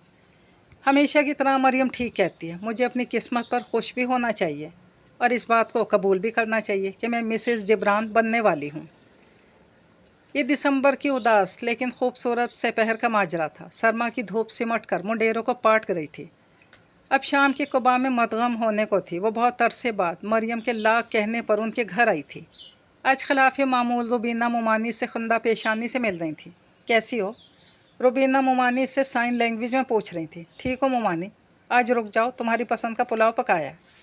पहले तो वो थोड़ी सी हैरान हुई, मुरव्वतन मुस्कुरा दी, जी ठीक। उनके जाने के बाद वो मरियम से पूछने लगी, यह आज मुमानी इतनी अच्छी क्यों हो गई? आज कोई स्पेशल डे है क्या? वो मजाकन पूछ रही थी। मरियम ने इसको घूरा, तो मेरी माँ के खुलूस पर शक कर रही हो अदीना? मरियम के यूं अचानक मुंह बनाने पर इसको फ़ौरन अपनी गलती का एहसास हुआ और शर्मिंदगी से जल्दी से बोली, सॉरी, मेरा कहने का वो मतलब तो नहीं था। मरियम हंसी, मैं भी तुम्हें छेड़ रही थी। यकीन मानो मुझे खुद भी हैरत हो रही है कि आजकल अम्मी के दिमाग में क्या खिचड़ी पक रही है। इससे पहले कि वो दोनों खिचड़ी पर सैर हासिल गुफ्तगू करती, इसी वक्त सियाह शलवार कमीज़ पर सियाह लेदर जैकेट पहने वो जादूगर अपने माथे पर बिखरे बाल पीछे की तरफ सेट करता अंदर आ रहा था। अदीना की धड़कनें इसी वक्त अथल पथल हुई। जब वो ज़ब्त से अपनी आंखें चुंधिया कर अपना गुस्सा पीने की कोशिश करता है तो कितना प्यारा लगता है ना। अल्लाह, वो इसको देख रही थी। इसी वक्त जिब्रान ने इसको देखा। दोनों की नज़रें मिलते ही जिब्रान का चेहरा एकदम से सपाट हो गया और इसने अपना रास्ता बदल लिया। एकदम से इसका दिल उदासी से भर गया। ये इसको क्या हो गया? वो मरियम से पूछने लगी। पता नहीं, आजकल इनके अम्मी अब्बू के साथ लंबे लंबे सेशंस होते हैं। शायद अम्मी जिब्रान भाई की शादी के बारे में सोच रही हैं। मरियम अपनी दानिस्त में कही जा रही थी। किससे? इसकी सांसें थम गईं। अब ये तो मुझे नहीं पता, लेकिन यकीनन हरम है। मरियम ने कंधे उचकाए। ना चाहते हुए भी अपने तासुरात छुपा नहीं पाई। ऐसे में मरियम को एहसास हुआ कि इसने क्या बोल दिया। मरियम ने इसके हाथ पर नरमी से अपना हाथ रखा। I am sorry. शायद मरियम भी जानती थी कि इसकी किस्मत में जिब्रान कभी नहीं हो सकता। किस्मत से कोई लड़ नहीं सकता। वो फीका सा मुस्कुराई। इससे पहले कि वो दिल बर्दाश्त होकर यहाँ से भाग जाती, इसी वक्त रुबीना मुमानी आई। उनके हाथ में चाय थी, साथ में समोसे और पकौड़े। इतने अरसे बाद मेरी बच्ची आई है। भाई, ये 2 कदम का तो फासला है तुम्हारे घर का। तुम हो कि अब 70 कदम पर हो गई हो, आती ही नहीं हो। रुबीना मुमानी चाय कप में डाल रही थी। मरियम ने हैरत से पहले अम्मी को देखा, फिर इसको। दोनों की नज़रों ने एक दूसरे से कहा, खिचड़ी तो सच में पक रही है।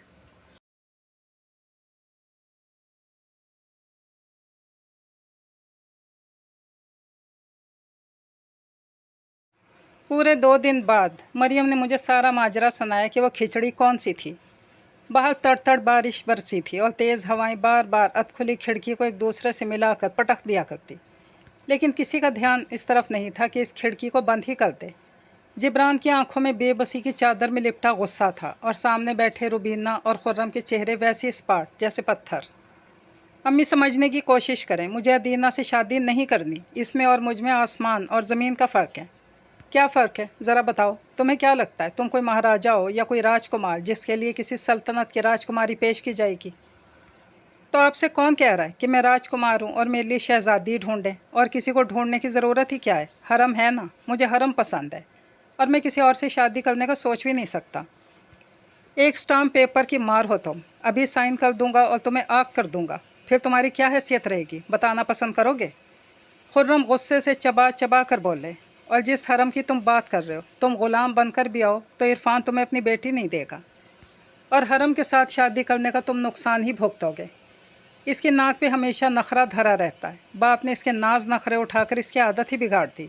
जब कमाने निकलोगे ना, तब पता चलेगा कि इन पैसों में घर संभालोगे या फिर अपनी नकचड़ी बीवी के नखरे उठाओगे।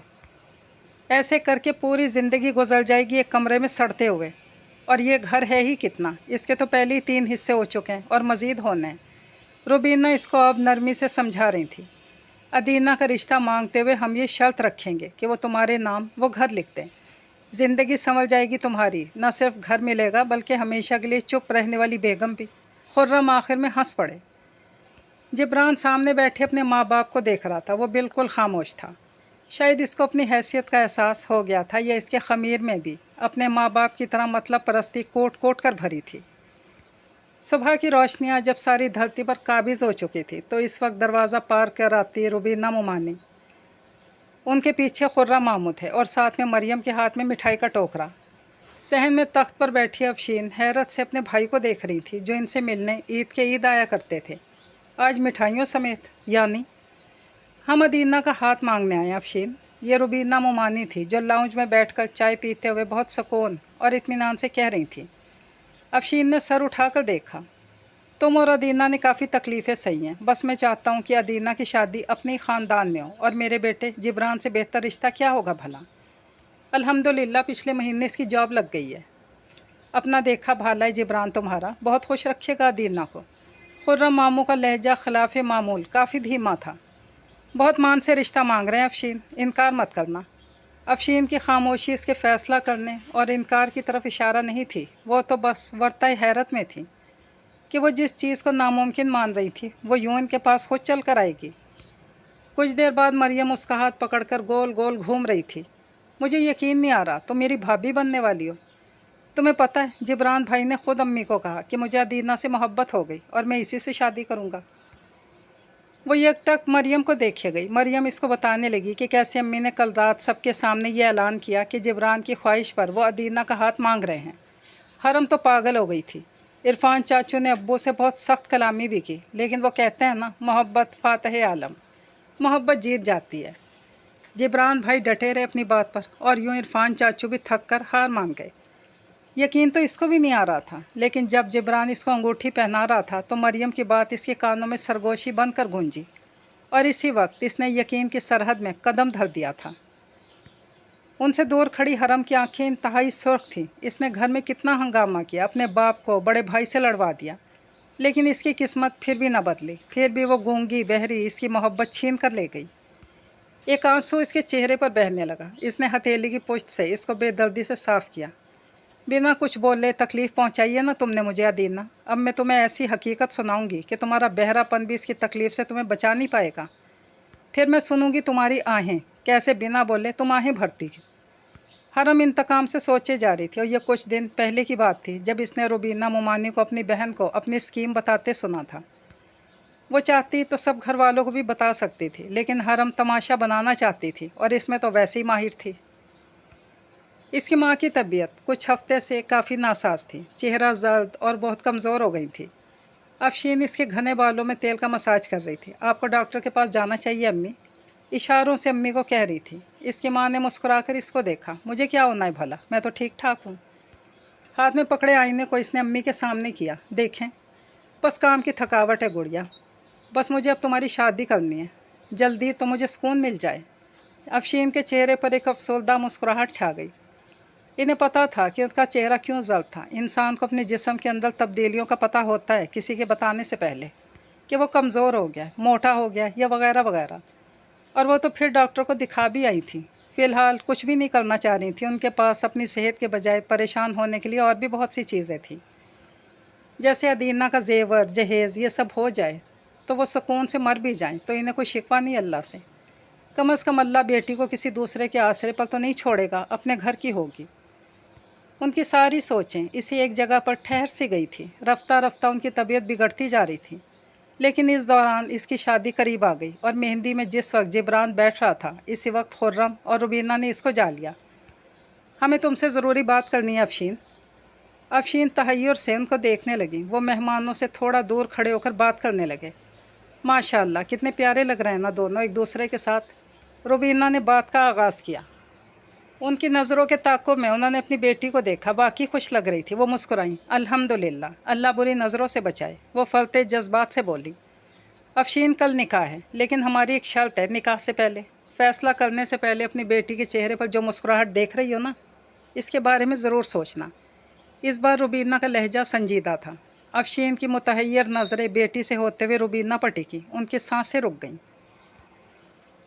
मेहंदी की रात जब सारे मेहमान चले गए और वो थक हार कर बैठकर अपने कपड़े बदल रही थी तो इसने अम्मी को परेशान देखा। उसके हाथ में गजरे अभी तक थे। वो अम्मी के करीब पहुंची और उनका हाथ नरमी से पकड़कर इन्हें अपने पास बिठाया। उसके जहन में था, शायद अम्मी इसलिए परेशान है, कल उसका निकाह है। अम्मी, आप क्यों परेशान हैं? अपने सवाल का जवाब जानते हुए भी वो पूछ रही थी। हकीकत से वो बेखबर थी। अफशीन इसके हाथ में पहने गजरे देखकर आप दीदा हो गई। बस वैसे ही दिल उदास हो गया, वरना मैं तो बहुत खुश हूँ। आपकी आंखें झूठ बोल रही हैं अम्मी, आप किसी और बात पर परेशान हैं। अफशीन की आंखें भीग गईं। फ़ौरन नज़रें चुरा कर बोली, अब मैं तुमसे झूठ बोलूँगी क्या? अदीना इसी अंदाज में उनको देख रही थी। अफशीन ने मुड़कर उसको गले से लगाया। तुम बस ऐसी बातें मत सोचो, तुम्हारी शादी हो जाए तो सब ठीक हो जाएगा।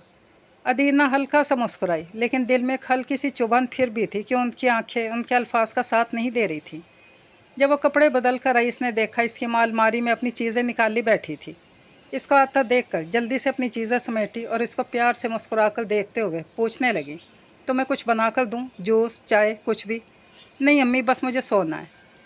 अफशीन सर इस बात में हिलाते हुए वहाँ से हट गई। अदीना ने सोने के लिए अपना बेड ठीक किया और सो गई। लेकिन ये सोना सिर्फ अदाकारी थी। वो देखना चाह रही थी इसकी माँ इतने कागजात क्यों उलट पुलट कर रही थी। इसको ये भी पता था कि इस लॉकर की चाबी कहाँ है। अब वो सिर्फ लम्हे गिन रही थी कि कब अम्मी सो जाएं और वो उठकर तफ्तीश करे। करीबन 2 बजे कहीं अफशीन सो गई थी। इसने दबे कदमों चाबी उठाई और लॉकर खोल कर देखा तो वहाँ कुछ भी नहीं था, सिर्फ किसी अस्पताल की पुरानी फ़ाइल। मायूस होकर लॉकर बंद करने ही वाली थी कि इसके दिमाग में झमाका हुआ। इसने वैसी तजस्सुस के मारे वो फ़ाइल उठाई। अगले ही पल तारीख पर नज़र पड़ते ही, रिपोर्ट्स पढ़ते ही उसकी सांसें थम गईं।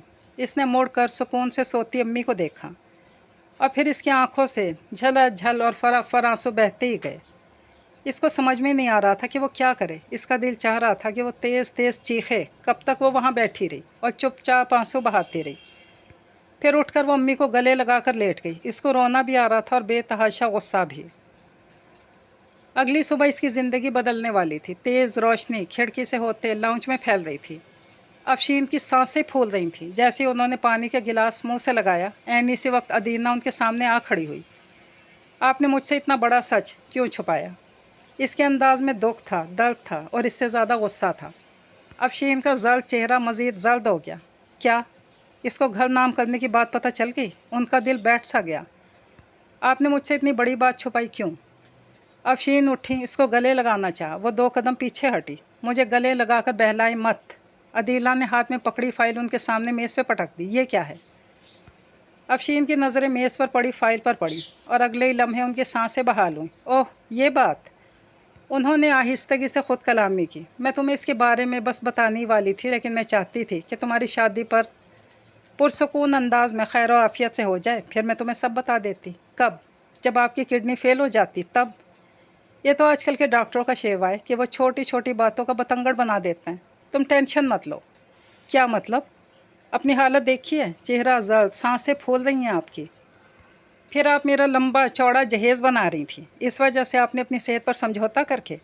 अदीना, बस ये वक्त ऐसी बातों का नहीं। तुम्हारा आज निकाह है, ये हो जाए तो फिर देखते हैं। अफशीन ने इसकी बात काट कर इस बार संजीदगी से कहा। अदीना बेबसी और दुख से इन्हें देखे गई। इसी वक्त अफशीन का कॉल आने लगी तो वो अटेंड करने बाहर की तरफ निकली। अदीना वहाँ बैठकर खामोशी से आंसू बहाने लगी। कुछ ही देर गुजरी थी कि दरवाजे को पार करती हरम अंदर दाखिल हुई। अदीना की नज़रें जैसे ही इस पर पड़ी, इसने जल्दी से अपने आंसू पोंछे।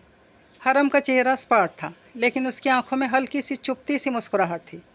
कैसी हो अदीना? आज तो तुम्हारा लकी डे है। वो इसके गले लगकर मुस्कुरा कर पूछने लगी। ठीक हूँ मैं। खुश नहीं हो?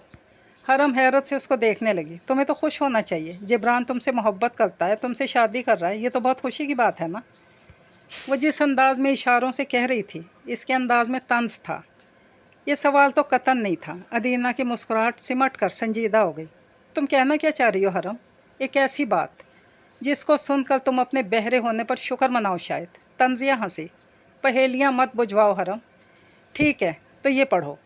اس نے اپنا موبائل نکال کر اس کے سامنے کیا۔ اس پر ایک لمبا پیراگراف لکھا تھا۔ جیسے جیسے وہ پڑھتی گئی اس کی آنکھوں میں آنسو جمع ہونے لگے۔ اسی وقت امی آئیں تو انہوں نے اپنے دوپٹے میں ایک فائل چھپائی ہوئی تھی، اور یہ فائل تو بالکل بھی ہاسپٹل کی نہیں تھی۔ تمہیں لگتا ہے نا کہ جبران تم سے محبت کرتا ہے، اسی لیے وہ تم سے شادی کرنا چاہتا ہے نا؟ کمرے میں حبس بڑھتا جا رہا تھا۔ بیوٹیشن آ چکی تھی اور دروازہ کھلا۔ سامنے زرد چہرے پر مسکراہٹ سجائے اس کی ماں اندر داخل ہونے لگی۔ وہ سر جھکائے بال کھولے بیٹھی تھی۔ اس کو ایسی حالت میں دیکھ کر افشین حیرت چہرے پر سجائے آگے ہوئیں۔ کیا ہوا میری جان؟ آپ مجھ کو بیاہ نہیں رہی امی، آپ مجھ کو بیچ رہی ہیں۔ اس کی نظریں اٹھیں۔ ڈھیر ساری کرچیاں خود میں سموئے، اعتبار کی کرچیاں، بے بسی کی کرچیاں۔ افشین کا چہرہ زرد، اب پہلی بار سفید بھی پڑ گیا، لٹھے جیسا سفید۔ چلو میں یہ غلط فہمی دور کر دیتی ہوں، بلکہ خوش فہمی بھی۔ جبران تم سے نیز گھر سے محبت کرتا ہے۔ روبینہ چچی نے شرط رکھی ہے کہ یہ گھر جبران کے نام کر دیا جائے، ورنہ تو یہ شادی نہیں ہوگی۔ اس نے حرم کے الفاظ دہرائے۔ اب وہ اٹھی اور ان کے سامنے جا کھڑی ہوئی۔ کیوں امی؟ کیوں کیا آپ نے یہ سب؟ پہلے اپنے ساتھ، اب میرے ساتھ۔ مجھے تمہاری خوشی بہت عزیز ہے ادینہ، اپنی جان سے بھی زیادہ۔ اور اس گھر کا کیا ہے؟ میرا اور ہے بھی کون؟ سب کچھ تو تمہارا ہے۔ تمہاری شادی کسی کے ساتھ بھی ہوتی، یہ گھر تو تمہارا ہی ہونا تھا۔ نہیں امی، اس بات میں اور اس بات میں فرق ہے، اور وہ فرق لالچ کا ہے۔ روبینہ مومانی نے کبھی ڈھنگ سے ہم سے بات نہیں کی، اور اب یوں اچانک ان کا رویہ کیوں بدلا؟ گھر جبران کے نام ہی کیوں کرنا ہے؟ اس نے مجھ سے جھوٹ بولا کہ وہ مجھ سے محبت کرتا ہے۔ وہ سب اس گھر کے پیچھے پڑے امی، سب کے سب۔ انہیں نہ مجھ سے غرض ہے نہ آپ سے۔ کیا فرق پڑتا ہے بیٹا؟ تمہاری شادی ہو جائے یہی کافی ہے۔ فرق پڑتا ہے امی، بالکل پڑتا ہے۔ جس رشتے کی بنیاد لالچ اور جھوٹ پر کی جائے، اس پر کھڑی ہونے والی عمارت ہمیشہ زمین بوس ہی ہوتی ہے۔ مجھے شادی نہیں کرنی بس، اور اب یہ ہمارا فوکس آپ کی صحت ہونا چاہیے، نہ کہ شادی۔ ایسا مت کرو، مہمان آ چکے ہیں، خاندان کی ناک کٹ جائے گی۔ افشین مستقبل کے ہنگامے کا سوچ کر دہل چکی تھی۔ کٹ جانے دیں۔ اس کے انداز میں ذرا بھی جھجک نہیں تھی۔ تم میری تربیت کا یہ صلہ دو گی مجھے؟ یہ ساری جوانی جو میں نے تمہارے لیے وقف کی، اس کا یہ صلہ دو گی تم؟ میں تمہارے آگے ہاتھ جوڑتی ہوں، ایسا مت کرنا۔ اور وہ تم سے بہت محبت کرتے ہیں، انہیں اس گھر کا لالچ نہیں ہے بیٹا، سمجھنے کی کوشش کرو۔ انہوں نے ادینہ کے آگے ہاتھ جوڑے اور باقاعدہ رونے لگ گئیں۔ ٹھیک ہے، آپ کہہ رہی ہیں نا کہ انہیں اس گھر کا لالچ نہیں ہے، تو ٹھیک ہے پھر۔ یہ خوش فہمی بھی میں آپ کی دور کر دوں گی۔ تیز تیز انداز میں ہاتھ ہلاتی ادینہ باہر نکلی۔ اسی وقت مریم سامنے آتی دکھائی دی۔ ادینہ نے غصیلی نگاہ اس پہ ڈالی اور پھر بیوٹیشن کی طرف جانے لگی۔ مریم حیرت سے اس کو دیکھنے لگی۔ پیچھے سے حرم نکلی اور مریم کے کان کے قریب اپنا منہ لا کر کہا، جبران کو کہنا کہ مرد بنے، خود گھر بنائے اور گونگے بہروں پر انحصار کرنا چھوڑ دے، کیونکہ سنا ہے کہ ایسے لوگوں کا غصہ کافی تیز ہوتا ہے۔ منہ میں زبان ہو نہ ہو، انتقام لینے کا ہنر یہ بھی جانتے ہیں۔ حرم کا انداز انتہائی ٹھنڈا تھا، جیسے وہ ابھی سے مزے لے رہی ہو۔ مریم کو اس کی بات کی سمجھ نہیں آئی۔ حرم دونوں ابرو اچکا کر وہاں سے چلی گئی۔ مجھے بہت اچھے سے تیار ہونا ہے، کیونکہ اس شو کی اصل ہیروئن تو میں ہی ہوں نا۔ اوہ ویلن! خیر ویلن ہی صحیح۔ جاتے وقت حرم اپنے ساتھ خود کلامی کر رہی تھی۔ آپ کو جبران خرم بعوض 30,000 سکہ رائج الوقت کے قبول ہے؟ نکاح خواں اس سے پوچھ رہا تھا۔ سب اس کو دیکھ رہے تھے۔ اس نے سر اٹھا کر افشین کو دیکھا اور افشین کی سانسیں تھم گئیں۔ اس نے نظروں سے مت کرو اس کا اشارہ کیا، لیکن اس کے چہرے پر پتھر جیسے اسپاٹ تاثرات تھے۔ وہ اٹھی، مریم کو اشارہ کر کے پاس بلایا۔ مریم، میں جو کہوں اس کو تیز آواز میں میرے پیچھے بولنا۔ وہ مریم کو کہہ رہی تھی اور سب یک ٹک اس کے اشاروں کو سمجھنے کی کوشش کر رہے تھے۔ افشین کی سانسیں پھول رہی تھیں۔ مجھے یہ نکاح قبول ہوگا، لیکن میری کچھ شرطیں ہیں۔ پہلا، میرا حق مہر 50 لاکھ لکھ کر دیں۔ روبینہ کا چہرہ ایک دم سے تن گیا۔ اس نے مڑ کر افشین کو دیکھا۔ یہ تمہاری لڑکی کیا کہہ رہی ہے افشین؟ آپ مجھ سے بات کریں مومانی۔ خیر، دوسری شرط یہ کہ جو شرط آپ نے میری امی کے سامنے رکھی ہے کہ یہ گھر وہ جبران کے نام کر دیں، تو ایسا تو بالکل بھی نہیں ہوگا۔ آپ نے کہا تھا نا امی سے کہ اس شرط کے بغیر یہ شادی نہیں ہوگی، ہے نا؟ افشین، یہ تمہاری گونگی بیٹی کیا اول فول بک رہی ہے؟ اس کو بتاؤ کہ یہی غنیمت ہے اس کے لیے، ورنہ اس سے شادی کون کرتا؟ روبینہ غصے سے اٹھی۔ آپ کچھ دیر کے لیے اداکاری بھی ڈھنگ سے نہیں کر پائیں مومانی۔ آپ کے فریب اور لالچ کا ماسک اتر گیا مومانی، یہ بات مریم تیز آواز میں کہہ رہی تھی۔ روبینہ نے آگے بڑھ کر اس کی کمر پر ایک دھموکہ جڑا۔ تم تو خاموش ہو جاؤ کمبخت، اور تمہیں کیا لگتا ہے کوئی تم سے شادی کر لے گا؟ یہ شکر مناؤ کہ اپنوں میں بیاہ رہی ہوں، ورنہ تمہاری ماں کے مرنے کے بعد سب تمہیں نوچ کھا لیتے، اور آپ نے سوچا کہ دوسروں نے نوچ کھانا ہی ہے تو میں ہی کھا لیتی ہوں۔ استہزائیہ مڑی۔ آپ کیا پوچھ رہے تھے کہ مجھے رشتہ قبول ہے یا نہیں؟ تو میرا جواب ہے نہیں۔ یہ تم کیا کہہ رہی ہو دینا؟ افشین فوراً آگے بڑھی، ان کی سانسیں چڑھ رہی تھیں، یکدم وہ دھڑام سے گری تھیں۔ چلو جبران، اب یہاں مزید ایک منٹ بھی نہیں رکوں گی میں۔ روبینہ نے آگے بڑھ کر جبران کا ہاتھ پکڑا۔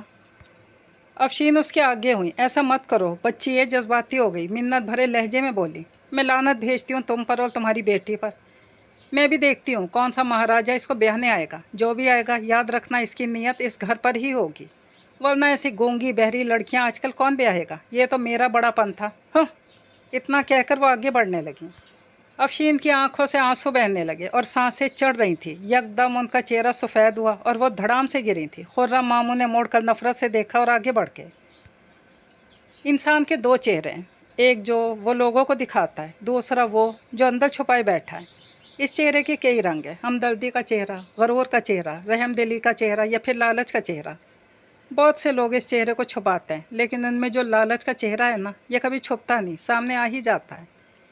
لیکن مجھے کوئی پچھتاوا نہیں کہ مجھے محبت مل رہی تھی اور میں نے ٹھکرا دی۔ بعد میں وہی محبت مجھے کسی اور مفاد کے لیے ٹھکراتی تو اس پچھتاوے سے مجھ پہ زندگی عزیز ہے۔ امی کی حالت پہلے سے بہت خراب ہے، ان کی ایک کڈنی فیل ہو چکی ہے اور دوسری بھی ہونے کو ہے۔ وہ مجھ سے بات نہیں کرتی، وہ مجھ سے خفا ہیں۔ خیر، میں ان کو منانے کی کوشش بھی نہیں کر رہی ہوں، مجھے پتہ ہے وہ صرف دکھاوا کر رہی ہیں، وہ مجھ سے خفا نہیں ہیں، کیونکہ وہ ماں جو ہیں۔ اس کے بعد اس کی ڈائری بالکل خالی تھی، اس میں کچھ نہیں لکھا تھا، لیکن کچھ ادھوری کہانیاں خود بھی آشکار ہو جایا کرتی ہیں۔ وہ جانتا تھا ان خالی صفحوں پر بکھری کہانی۔ ساری رات وہ اس کی نظروں میں گھومتی رہی۔ وہ اوپر چھت کی سیلنگ پر نظریں جمائے ہوئے تھا اور چھت پر اس کے چہرہ بنتا جا رہا تھا۔ وہ اداس بے چین آنکھیں، وہ لرزتے ہاتھ، اس کا بارش سے گیلی ہو چکے لٹ کو کان کے پیچھے اڑسنا۔ اس کو احساس ہوا کہ وہ پچھلے 2 گھنٹے سے اسی کے بارے میں سوچتا جا رہا ہے۔ شاید یہ اس کی ڈائری پڑھنے کا اثر ہے۔ دل کو بہلانے کے لیے بہانہ تراشا۔ وہ خود سمجھ نہیں پا رہا تھا کہ اس کی سوچوں کا رخ ہر بار اس کی طرف کیوں مڑ جایا کرتا تھا۔ وہ بار بار اپنے اور اس کے حالات کا موازنہ کیوں کرتا تھا؟ اس کو تمام سہولیات میسر تھیں، اس کے پاس پیسہ تھا، گویائی تھی، سماعت تھی۔ ادینہ کے پاس یہ سب کچھ بھی نہیں تھا۔ پیار کے اور ماں باپ کی بیماری کے معاملے میں اگرچہ ایک جیسے تھے، لیکن ان کے حالات ایک جیسے بالکل بھی نہیں تھے۔ وہ صبح بالکل عام صبح کی طرح طلوع ہوئی تھی۔ اس نے ایک بار پھر سے اپنے بیگ میں ڈائری ڈال لی تھی اور ہر حال میں ڈائری لوٹانے کا مصمم ارادہ کر کے وہ اپنے آفس آ گیا۔ آج کچھ ضروری فائلز ای میل کرنا تھی اور ایک اور فائل کا ڈرافٹ اپنے باس کو ریویو کے لیے بھیجنا تھا۔ اپنا کام سمیٹ کر وہ لنچ ٹائم میں لنچ کیے بغیر ہاسپٹل کی طرف جانے لگا۔ راستے میں اس کو خوبصورت پھولوں کی شاپ نظر آئی۔ اس نے جانے کا سوچ کر ایک خوبصورت بوکے اٹھایا اور پھر ہاسپٹل کی سیڑھیاں چڑھتے وہ خود اپنے اس عمل پر پچھتا رہا تھا۔ وہ مجھے جانتی تک نہیں، جان نہ پہچان، میں تیرا تیماردار۔ اب پچھتانے سے چڑیاں واپس کھیت تھوڑی اگانے آتی، اس لیے وہ ایک بار پھر اسی وارڈ کے سامنے کھڑا تھا، اور ایک بار پھر بینچ بھی خالی تھی اور افشین بھی سو رہی تھی۔ جب بھی میں آتا ہوں یہ کیوں نہیں ہوتی اپنی ماں کے پاس؟ اس کو ہلکی سی فرسٹریشن ہوئی۔ مڑ کر اس نے دیکھا پاس والے وارڈ سے خاتون نکل رہی تھی۔ ایکسکیوز می، اس پیشنٹ کے ساتھ جو لڑکی ہوتی ہے وہ نہیں آئی؟ اس خاتون نے مصطفیٰ کو اوپر سے نیچے تک دیکھا۔ اس پورے عرصے میں پہلی بار افشین کا کوئی تیماردار آیا تھا، اس کا حیران ہونا تو بنتا تھا۔ آپ کون؟ لہجے میں عجیب سی حیرانی تھی۔ میں کون؟ وہ گڑبڑا ہی گیا۔ وہ کیا جواب دے؟ وہ اس کا کیا لگتا ہے؟ ایک اجنبی جس نے اس کی مدد کی اور اس کی پوری ڈائری پڑھ کر وہ اس کی ڈائری لوٹانے آیا، وہ بھی اس بکے کے ساتھ۔ میں جی وہ ادینہ پورٹریٹس بناتی ہے نا، تو ایک پورٹریٹ کے سلسلے میں اس سے ملنے آیا ہوں۔ مجھے پتہ چلا کہ اس کی امی بیمار ہیں تو تیمارداری کے لیے آیا ہوں میں۔ اوہ اچھا، وہ ابھی 20 منٹ پہلے ہی گئی ہے، شاید کسی بینک۔ اوہ، آج بھی اس کا آنا بیکار گیا۔ خاتون کے جانے کے بعد وہ شیشے کے دروازے کے پار اس کی ماں کو ایک نظر دیکھنے رکا۔ اس کو احساس ہوا کہ وہ تکلیف میں ہیں۔ ہلکے ہلکے انداز میں وہ ہل رہی ہیں، شاید ان کو کچھ چاہیے۔ وہ شش و پنج میں کھڑا رہا، پھر وہ سب کچھ بھلا کر فوراً گیا۔ پانی! ان کی آواز میں منت تھی۔ مصطفیٰ نے جلدی سے پانی کا گلاس بھرا اور ان کو اٹھایا۔ اگرچہ اس کو یہ نہیں کرنا چاہیے تھا، لیکن وہ اب کسی کو بلاتا اور ان کو سب کچھ سمجھاتا تو خدا نخواستہ کیا ہو جاتا؟ अफशीन की आंखें जैसे ही खुलीं, सामने एक अजनबी आदमी को देखकर हैरान सी हुई।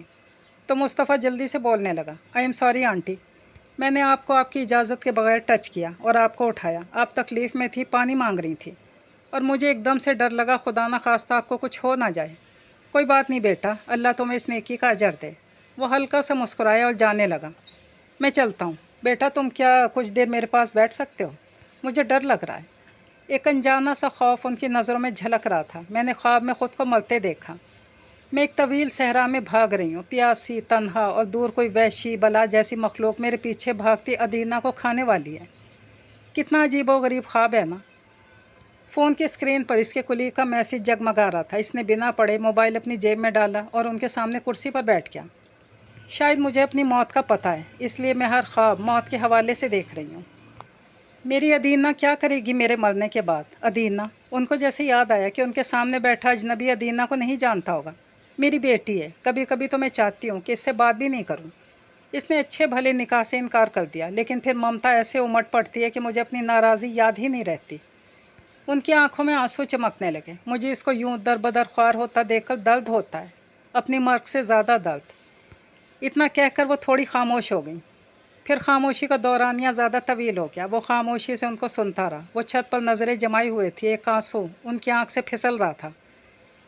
कुछ देर बाद उन्होंने इसकी तरफ देखा और प्यार से मुस्कुराई। क्या नाम है बेटा आपका? मुस्तफ़ा। कितना प्यारा नाम है। शादी हो चुकी है? तलाक याफ्ता हूँ। ओह, एकदम से उनका चेहरा बुझ गया। अल्लाह नसीब अच्छे करे तुम्हारे बेटा। तुम अगर जाना चाहते हो तो बहुत शुक्रिया मेरा दुख बांटने का। अल्लाह आपको भी सेहत दे आंटी, खुदा हाफिज़। जाने से पहले इसने बुके उनके सिरहाने रखकर एक हल्की सी मुस्कुराहट पास की थी। जैसे ही वो बाहर निकला, दूर कॉरिडोर के आखिरी हिस्से पर इसका हेवला सा नमूदार हुआ। थकी हारी, हाथ में ढेर सारी फाइल्स लिए वार्ड की तरफ आ रही थी। वो इसके सामने से गुजरी तो इसने देखा कि इसकी आंखें सूजी हुई थी और चेहरे पर आंसुओं के सूखे निशानात थे। एकदम से उसका दिल दुख से भर गया। वो वहीं खड़ा उसको पलट कर देख रहा था। वो आगे बढ़ रही थी। फिर वो वार्ड के सामने बेंच पर बैठ गई। एक बार फिर वो इसके सामने रो रही थी। इसका दिल किया आगे बढ़कर इसको हौसला देने के लिए चंद जुमले ही बोले, या फिर वो खामोशी से इसके साथ बैठकर इसका गम बांटे। इस दौरान वो ये भूल चुका था कि इसके बैग में जो डायरी पड़ी है वो इसको लौटाने ही तो आया था। अदीना खूब रोने के बाद अपने आंसू पोंछ रही थी। अब वो हल्की सी मुस्कुराहट चेहरे पर सजाए अंदर जा रही थी। वो बेख्तियार इसके पीछे चल पड़ा। फिर इसने देखा मुस्कुरा कर अपनी माँ से बात कर रही थी, जैसे अभी तो कुछ देर पहले कुछ हुआ ही नहीं था।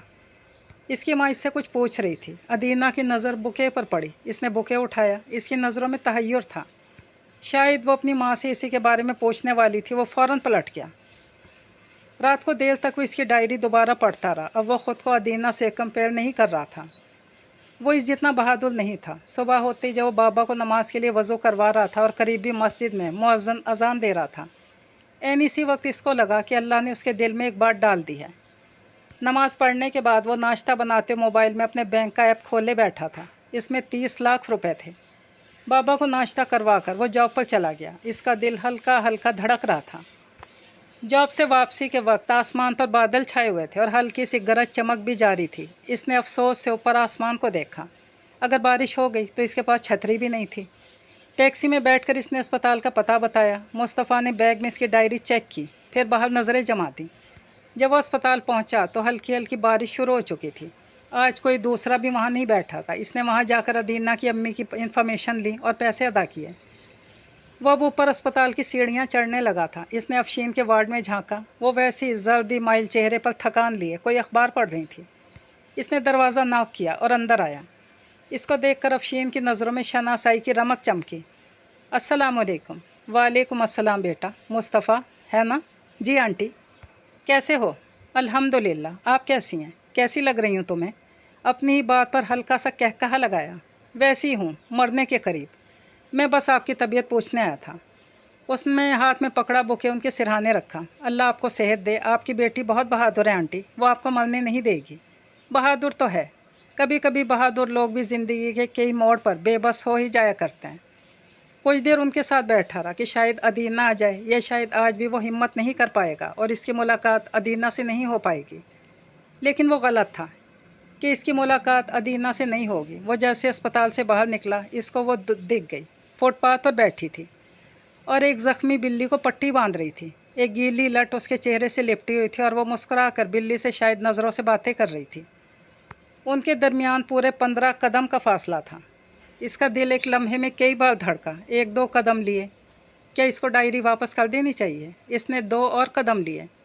ये मेरा दिल क्यों धड़क रहा है? क्या मुझे इससे मोहब्बत हो गई? इसने 2 और कदम लिए। नहीं, मुझे इसका भरम रखना चाहिए। इसने 2 कदम और लिए और रुक कर एक नज़र इसको देखा। वो बिल्ली को पट्टी बांध चुकी थी और अब बिल्ली को उठाकर नीचे दरख्त के नीचे रखकर अपने बैग से कुछ खाने को दे रही थी। आई एम सॉरी, मैं तुम्हारी डायरी रख रहा हूँ। आई नो, मैंने तुम्हारी कहानी पढ़ ली है, ये बदअखलाक़ी है, लेकिन इस मोहब्बत की बदअखलाक़ी से कम जो मुझे तुमसे हो चुकी है। इसने आखिरी बार अदीना को देखा और पलटा था।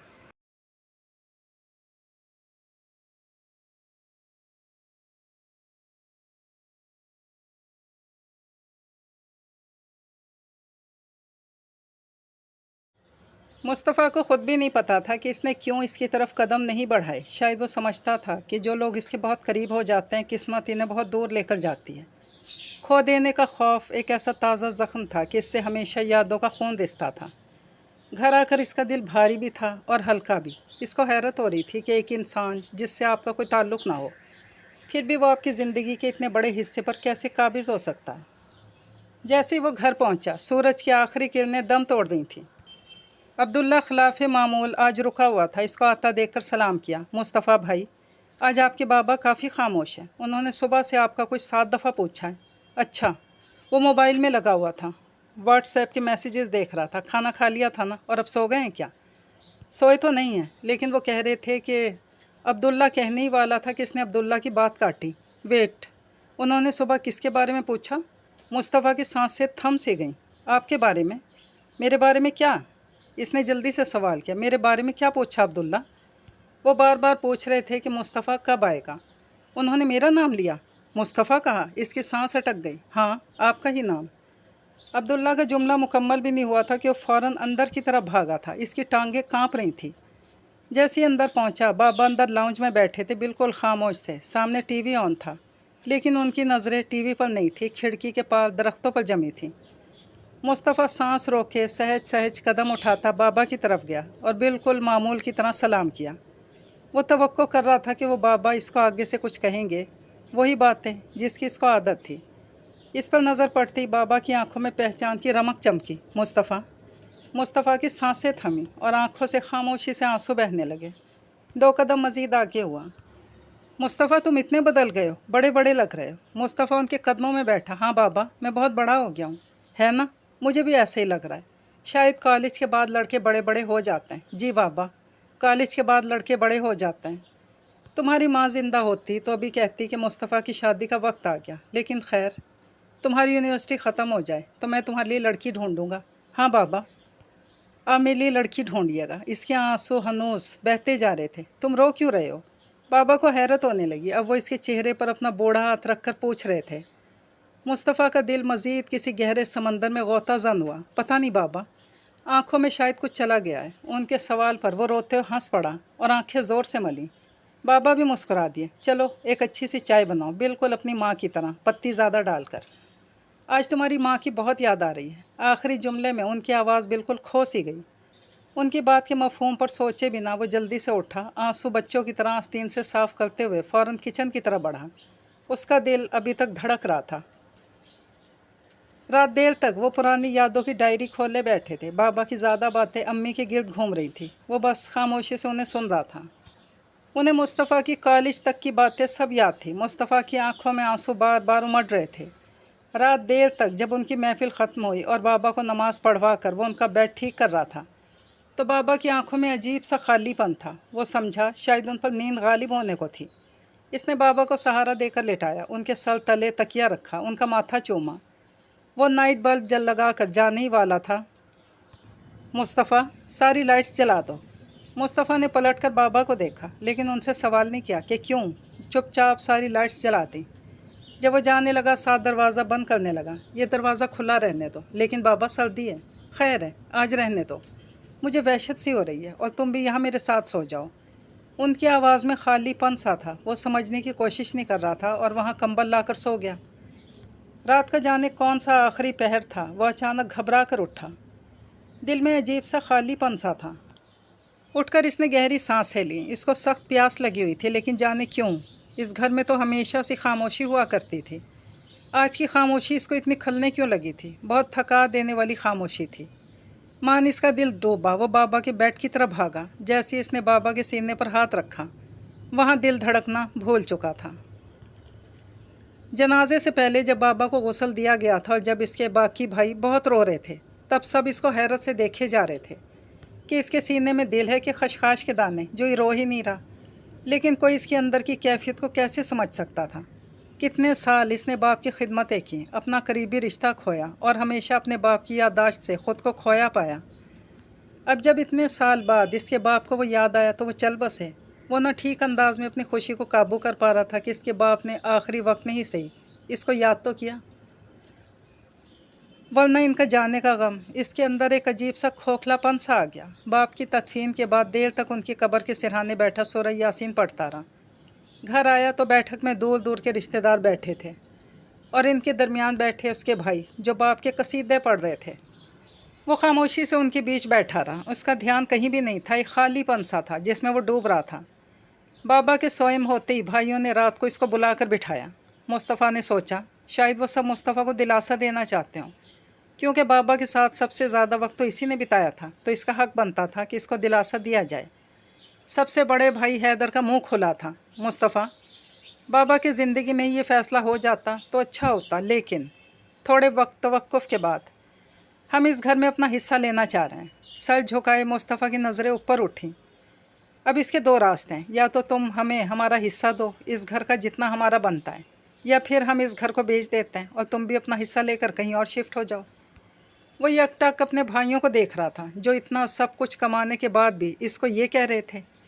इसने तंजिया इस्तेहज़ाइया एक बड़ा कहकहा लगाना चाहा, लेकिन इसके चेहरे पर मुस्कुराहट उभरी भी नहीं।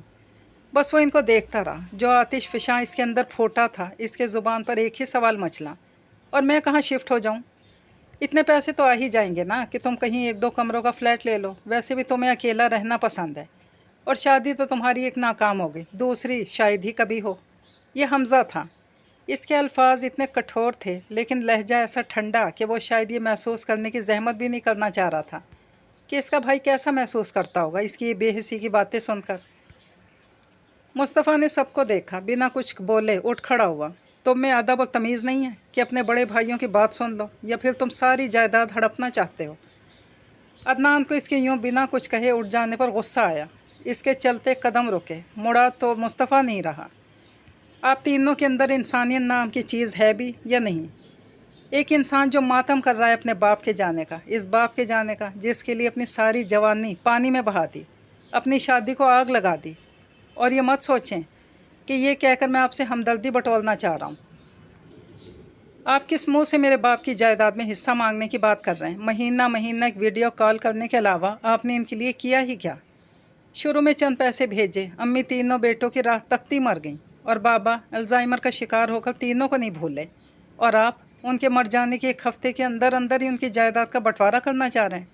जैसे आप लोगों को तो बहुत फाके पड़ रहे हैं ना। खैर, मैं बुतों से सर फोड़ रहा हूँ। आपको हिस्सा चाहिए ना, मेरा हिस्सा भी ले लीजिए, मुझे नहीं चाहिए। मैं मूव आउट कर लूँगा। आप तीनों अपनी लालच की आग बुझाइए।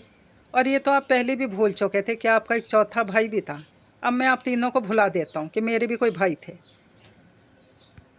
इतनी लंबी तकरीर तेज़ आवाज़ में बिना सांस लिए करके वो 1 मिनट भी नहीं रुका और वॉकआउट कर गया।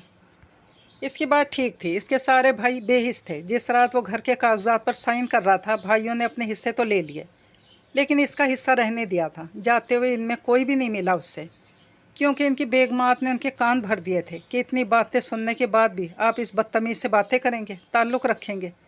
और वो बदतमीज़ यानी मुस्तफ़ा फिर भी अपने भाइयों के गले लगाने का मुंतज़िर रहा। घर के बेचते ही वो हॉस्टल शिफ्ट कर गया। एक अजीब सी उदासी थी जो इसको खाई जा रही थी। एक ही रूटीन में बंधा दुनिया जहान की उदासियाँ आँखों में समोए इस बारिश वाली लड़की को नहीं भूल पाया। इसकी डायरी अब भी इसके पास थी। वो अक्सर सोचता था कि अब इसकी माँ और वो कैसी ज़िंदगी बसर कर रही होंगी। क्या इसकी ज़िंदगी भी इस जैसी होगी, इसी की तरह जिसने अपने बाप के लिए अपनी जवानी भुला दी, वो भी अपनी माँ के लिए वही कर रही थी। शायद ये इन दोनों की ज़िंदगियाँ, दर्द और हसरतें एक जैसी थीं, इसीलिए वो इसको कुछ ज़्यादा ही समझ पा रहा था। बहुत कोशिश के बावजूद वो इसकी सोचों से छुटकारा नहीं पा रहा था। इसी की सोचों में गलता वो इंटरनेट पर कोई आर्टिकल पढ़ रहा था कि इसको एक जॉब का ऐड नज़र आया। स्क्रॉल करते इसकी उंगलियां थमी, स्क्रीन पर नज़रें जमाए वो कुछ सोच रहा था। फिर इसने दिल की बात मान ली और अपने CV वहाँ भेज दी। इसको पता था ये जॉब इसको नहीं मिलने वाली, फिर भी इसने अप्लाई कर लिया था।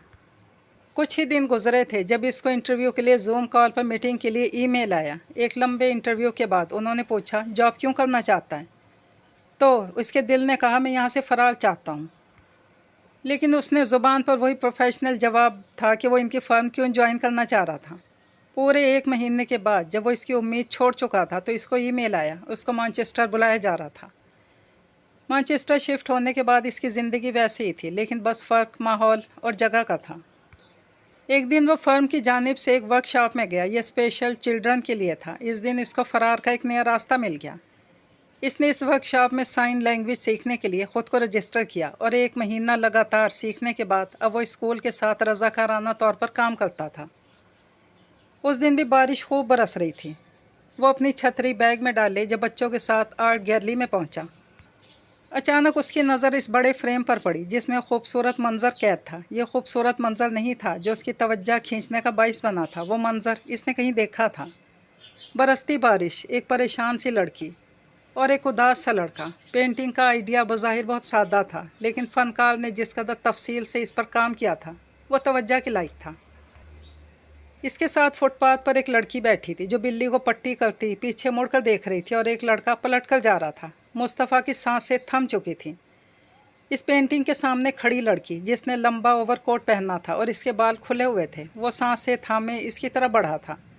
2 कदम के फासले पर वो रुका। इसकी सांसें हनूस थमी हुई थी। फिर वो लड़की पीछे पलटी। अम्मी को अस्पताल में एडमिट हुए 1 हफ़्ता हो चुका था। उनका एक गुर्दा फेल हो चुका था और दूसरा होने को था। इसको अम्मी के लिए डोनर ढूंढना था। अम्मी इसको यूं मारा मारा फिरता देखकर पहले तो खफगी भरे गुस्से में इस पर भड़ास निकालती, मुझे मर जाने दो, क्यों मेरे लिए ख्वार हो रही हो। वो उनको घूरती, फिर उसकी उंगलियां बोलती, ऐसी बातें मत करें। क्यों ना करूं ऐसी बातें, तुम्हारी शादी हो जाती तो सुकून से मैं मर चुकी होती। तो आप ख़ुदकुशी करना चाहती थी। वो दुख से इन्हें देखती, साथ में मुझे भी मार देना चाहती थी। आपको क्या लगता है जो लोग लालच के लिए कोई रिश्ता कायम करते हैं वो किसी और लालच के लिए वो तोड़ नहीं सकते? फिर वही फ़लसफ़ा, बस जो भी है मुझे तुम्हारी हमदर्दी और मेरे लिए ख्वार होना नहीं चाहिए। मुझे मरने दो, मुझसे बात भी मत करो। खफकी से मुंह मोड़ लेती, वो बस खामोशी से उनको घूर कर रह जाती। फिर वो साइड पर बैठ कर इन्हें देखती। दिल बर्दाश्ता होकर वो अपनी स्केच बुक निकाल कर तस्वीरें बनाने लगती, नाउम्मीदी की काली काली तस्वीरें। फिर इन्हीं तस्वीरों में एक किरदार अचानक से शामिल हो गया। ये उस दिन का जिक्र था जब तेज़ तेज़ बारिश बरस रही थी और फुटपाथ पर खड़ी वो अपनी दोस्त की बेकरी में जो जॉब करती थी, इसके साथ बेकिंग वगैरह करती थी, उससे फारिग होकर जाने ही वाली थी कि तेज़ बारिश शुरू हो गई और इसको जल्दी पहुंचना था क्योंकि इसे ईमेल आई थी कि अस्पताल की जानिब से इसकी मां के लिए किडनी डोनर मिल गया है। वो अपनी अम्मी की सारी रिपोर्ट्स लिए जा रही थी, इसको गाड़ी नहीं मिल रही थी। अचानक जाने कैसे इसके दिमाग में क्या समाया कि वो जल्दी से एक टैक्सी में बैठ गई, जहाँ एक मेहरबान लड़के ने इसकी मदद की और इसको अस्पताल तक भी पहुँचाया। हालाँकि वो एक स्पेशल राइड थी। अस्पताल पहुंचकर इसकी अम्मी के सारे टेस्ट इस डोनर से मैच कर गए और इसने वो कागजात साइन कर लिए थे। लेकिन रकम देखकर इसके होश उड़ गए। 17 लाख का बंदोबस्त कैसे करें? इसने अपनी अना का गला घोंट कर मामू की दहलीज पर कदम धरा, जहां इसके सारे मामू बैठे थे। इसको लगा शायद उनका दिल अपनी बहन की तकलीफ देखकर पिघल जाएगा, लेकिन ये इसकी खाम ख्याली थी। किस धड़ल्ले से तुम 17 लाख रुपए कर्ज मांग रही हो? अपनी माँ को इस हाल में पहुँचाने वाली तुम ही हो। बड़े मामू का लहजा इंतहाई कटीला था। जिस तरह तुमने हमें लालची कहकर हमारी नाक कटवाई थी ना, हमारे लिए हमारी बहन और तुम उस वक्त ही मर चुकी थी। एक आंसू इसकी सब्र की तौहीन करता हुआ इसके चेहरे पर गिरकर फिसलता चला गया। वो घर आकर खूब रोई। इसने हर जगह कर्ज मांगने के लिए हाथ फैलाए, लेकिन कहीं भी किसी ने उसकी मदद नहीं की। बैंक का लोन भी रिजेक्ट हो गया। वो अम्मी पर यह जाहिर नहीं करना चाह रही थी कि वो हिम्मत हार रही है। वो अपनी माँ से आंख भी नहीं मिला पा रही थी। वो इस गिल्ट में थी कि इसकी माँ के मरने की जिम्मेदार वही होगी अगर इसने कुछ ना किया। इस दिन जब वो हर तरफ से नाउम्मीद होकर अम्मी के पास लौटी तो इसका दिल चाहा कि डायरी से कुछ दुख शेयर करे ताकि इसका बोझ हल्का हो, लेकिन इसके बैग में डायरी नहीं थी जो हमेशा हुआ करती थी। शायद वो गुमा चुकी हो, किसके हाथ लगी होगी, वो सोच कर ही रह गई। शायद उस दिन टैक्सी में गिरी होगी जब उसने सीट पर अपनी सब चीज़ें रखी थी। अगर किसी ने इसकी सारी कहानी पढ़ ली तो, अगर इस मेहरबान लड़के ने तो। फिर एक दिन अचानक उसको वो अस्पताल की सीढ़ियों में दिख गया। इसको पहले तो लगा कि इसको कहीं देखा है, लेकिन इस वक्त वो इतना रो चुकी थी कि इसको सोचने का मौका ही नहीं मिला। ऊपर आकर वो अम्मी से बातें कर रही थी तो इसने खुद को किसी की नज़रों के हिसार में जकड़े पाया, जैसे कोई इसको देख रहा हो। इसने मुड़कर देखा। एक लम्हे के लिए इसने फिर वही लड़का देखा। बाहर निकल कर देखा तो राहदारी में कोई भी नहीं था। शायद ये इसका वहम था, लेकिन ये कैसा अजीब सा वहम था। वो इस लड़के के बारे में क्यों सोच रही थी? उस दिन जब वो बैंक से मायूस होकर लौटी थी, सारे रास्ते वो रोते रही। वो इस नहज पर आ चुकी थी कि वो घर बेच डालें, लेकिन फिर भी लोगों से उम्मीद लगाई बैठी थी, कोई तो मेहरबान नेक दिल होगा जो इसको कर्जा देगा। लेकिन जो इंसानों से उम्मीद लगाते हैं अक्सर उन्हें नाउम्मीदी ही होती है। जब वो बहुत रोने के बाद ख़ुद को एक बार फिर मजबूत करके आई तो इसने फिर से इस लड़के को देखा। शायद ये इसका वाकई में वहम था। जब वो अंदर वार्ड में गई तो अम्मी के सिरहाने एक बुके पड़ा था। ये किसने दिया? एक प्यारा सा लड़का आया था, बहुत नेक दिल इंसान। मैं नींद में पानी के लिए तड़प रही थी। इसने मुझे देख लिया होगा शीशे से तो मेरी मदद के लिए अंदर आ गया। शरीफ इतना कि मेरी मदद करने के बावजूद मुझसे माफ़ी मांग रहा था कि मैंने आपकी इजाज़त के बगैर आपको छुआ। मैंने कहा, भाई तुम तो मेरे बेटे जैसे हो। क्या नाम था इसका? इसने नोटबुक और पेंसिल उठाकर इन्हें पकड़ाई। नाम तो भूल गया। ऐसा प्यारा नाम, ताहा, तलहा, आखिर में आ आता है। भूल गई मैं। लगता है मेरे गुर्दों के साथ मेरा दिमाग भी फेल हो चुका है। आखिर में वो खुद अजियत से उन्होंने खोखला सा कहकहा लगाया। इसने अम्मी को घोरा था। फिर वो देर तक इस बुके को देखती रही। दिल में एक सुकून सा उमड़ आया, किसी के होने का एहसास, किसी के ख्याल रखने का एहसास। शायद बहुत अरसे तक इसने किसी इंसान की अपनायत महसूस नहीं की थी। वो खुश थी। काश वो इस लड़के से मिल पाती, इसका शुक्रिया अदा करती। चंद फूलों ने इसके अंदर अपनायत का एहसास जगाया, इसको ज़िंदा होने का एहसास दिलाया। क्या ये वो टैक्सी वाला लड़का तो वाकई में नहीं था? इसको अम्मी को फोकस करना था। इसके पास आखिरी जो ऑप्शन बचा था वो घर बेचने का था। इसने अपने दोस्त के भाई के ज़रिए क्लाइंट ढूंढा जो कम दामों में इसका घर ख़रीदना चाह रहा था। इसको बस घर बेचना था, कम पैसे हों या ज़्यादा। इसको तो बस 17 लाख चाहिए थे। लेकिन उस दिन अजीब सी बात हो गई। इसने फिर से इस लड़के को देखा। क्या ये इसका वाकई में वहम था या वो इसका पीछा कर रहा था? दोनों सूरतें इसको नहीं पसंद थी। वो अस्पताल पहुंची तो रिसेप्शन पर बैठी इस लड़की ने मुस्कुरा कर इसको बुलाया और मुस्कुरा कर अपने मोबाइल पर कुछ टाइप करके इसको दिखाया। एक बहुत नेक दिल लड़के ने आपकी माँ की सर्जरी के पैसे अदा कर दिए हैं। एकदम से इसकी सांस थम गई। आंखों में अचानक आंसुओं का सैलाब उमड़ आया। वो शशदर सी बैठ गई। इसकी सांसें नहीं चल रही थी। फिर जब वो इस फेस से निकली तो खड़े होकर इसने बहुत मिन्नत भरे अंदाज में टाइप करके पूछा, क्या आप मेरे मोहसिन का नाम बता सकती हैं? आई एम सॉरी, प्लीज़ सिर्फ नाम। आई कांट, प्लीज़ समझने की कोशिश करें। उन्होंने मना किया है, प्लीज़ सिर्फ नाम। इस लड़की ने गहरी सांस ली और पहली बार इसके दिल ने इसका नाम पढ़ा, जिसकी मोहब्बत में इसका दिल सारी उम्र धड़कने वाला था। मुस्तफ़ा आफरीदी। पूरी सर्जरी के दौरान इसकी आंखों से आंसू रुकने का नाम नहीं ले रहे थे। वो अल्लाह के हजूर सर सजदे में गिराए बस रोए जा रही थी। बार बार इसके दिमाग में एक ही लफ्ज़ की सदाएं गूंज रही थीं, मुस्तफ़ा आफरीदी, मुस्तफ़ा, मुस्तफ़ा। अम्मी की सर्जरी बहुत कामयाबी से हुई और रफ्ता रफ्ता उनकी सेहत ठीक होती गई। उसकी ज़िंदगी बिल्कुल बदल सी गई थी। इसका जहन कड़ियों से कड़ियाँ मिला रहा था। बारिश वाले दिन इसका अस्पताल जाना, जिस दिन वो रो रही थी पैसों की वजह से, उस दिन मुस्तफ़ा का दिखना। फिर जिस दिन अम्मी का बिल अदा किया गया उस दिन भी मुस्तफ़ा का दिखना। तो वो ठीक थी, वो इसका वहम नहीं था। इसने अम्मी को बताया कि कैसे एक नेक इंसान ने उनकी मदद की। उसके आंसू नहीं रुक रहे थे। ये तुम्हारी हिम्मत ना हारने का हौसला है मेरी बेटी, वरना मैं तो ज़िंदगी की उम्मीद छोड़ ही चुकी थी। नहीं अम्मी, ये इस इंसान की रहम दिली थी। अल्लाह कभी कभी लोगों को इतना बड़ा दिल देता है कि वो किसी इंसान की इतनी मदद करने में ज़रा नहीं हिचकिचाते और फिर पर्दा नशीन भी रहते हैं। तुम नहीं जानती वो कौन है? नहीं अम्मी, मुझे इसका सिर्फ नाम पता है। क्या नाम है इसका? मुस्तफ़ा, मुस्तफ़ा आफरीदी। अरे अरे, अम्मी का चेहरा एकदम खुशी से फूल गया। ये वही प्यारा सा लड़का है जिसने बुके दिए थे और फिर सर्जरी वाले दिन भी आया था बुके लेकर। कह रहा था कि आपकी बेटी बहुत बहादुर है, वो आपको मरने नहीं देगी। अल्लाह ऐसे प्यारे इंसान को कोई कैसे छोड़ सकता है? अम्मी इसके बारे में ऐसे बातें कर रही थी जैसे वो इसका अपना हो कोई। क्या मतलब? हैरत से अदीना ने पूछा। इसकी तलाक हुई थी। इसकी आंखों में अजीब सी उदासी थी। अम्मी उदास हो गई और वो यकटक अम्मी को देखती वहाँ बैठी रही। सारी रात वो इसके बारे में सोचती रही। वो इसका वहम नहीं था, वो वहीं था। इसके आसपास ही शुक्र था इस ज़माने में किसी इंसान को ढूंढना बहुत आसान था। इसने सोचा कि वो मुस्तफ़ा का पता ढूंढे। फिर वो रुक गई। इसका दिल भारी हो गया। क्या पता वो ये जाहिर ना करना चाहता हो कि इसने नेकी की है इसके साथ। वो सिर्फ हमदर्दी थी। यकीनन इसको मुस्तफ़ा का भरम रखना चाहिए।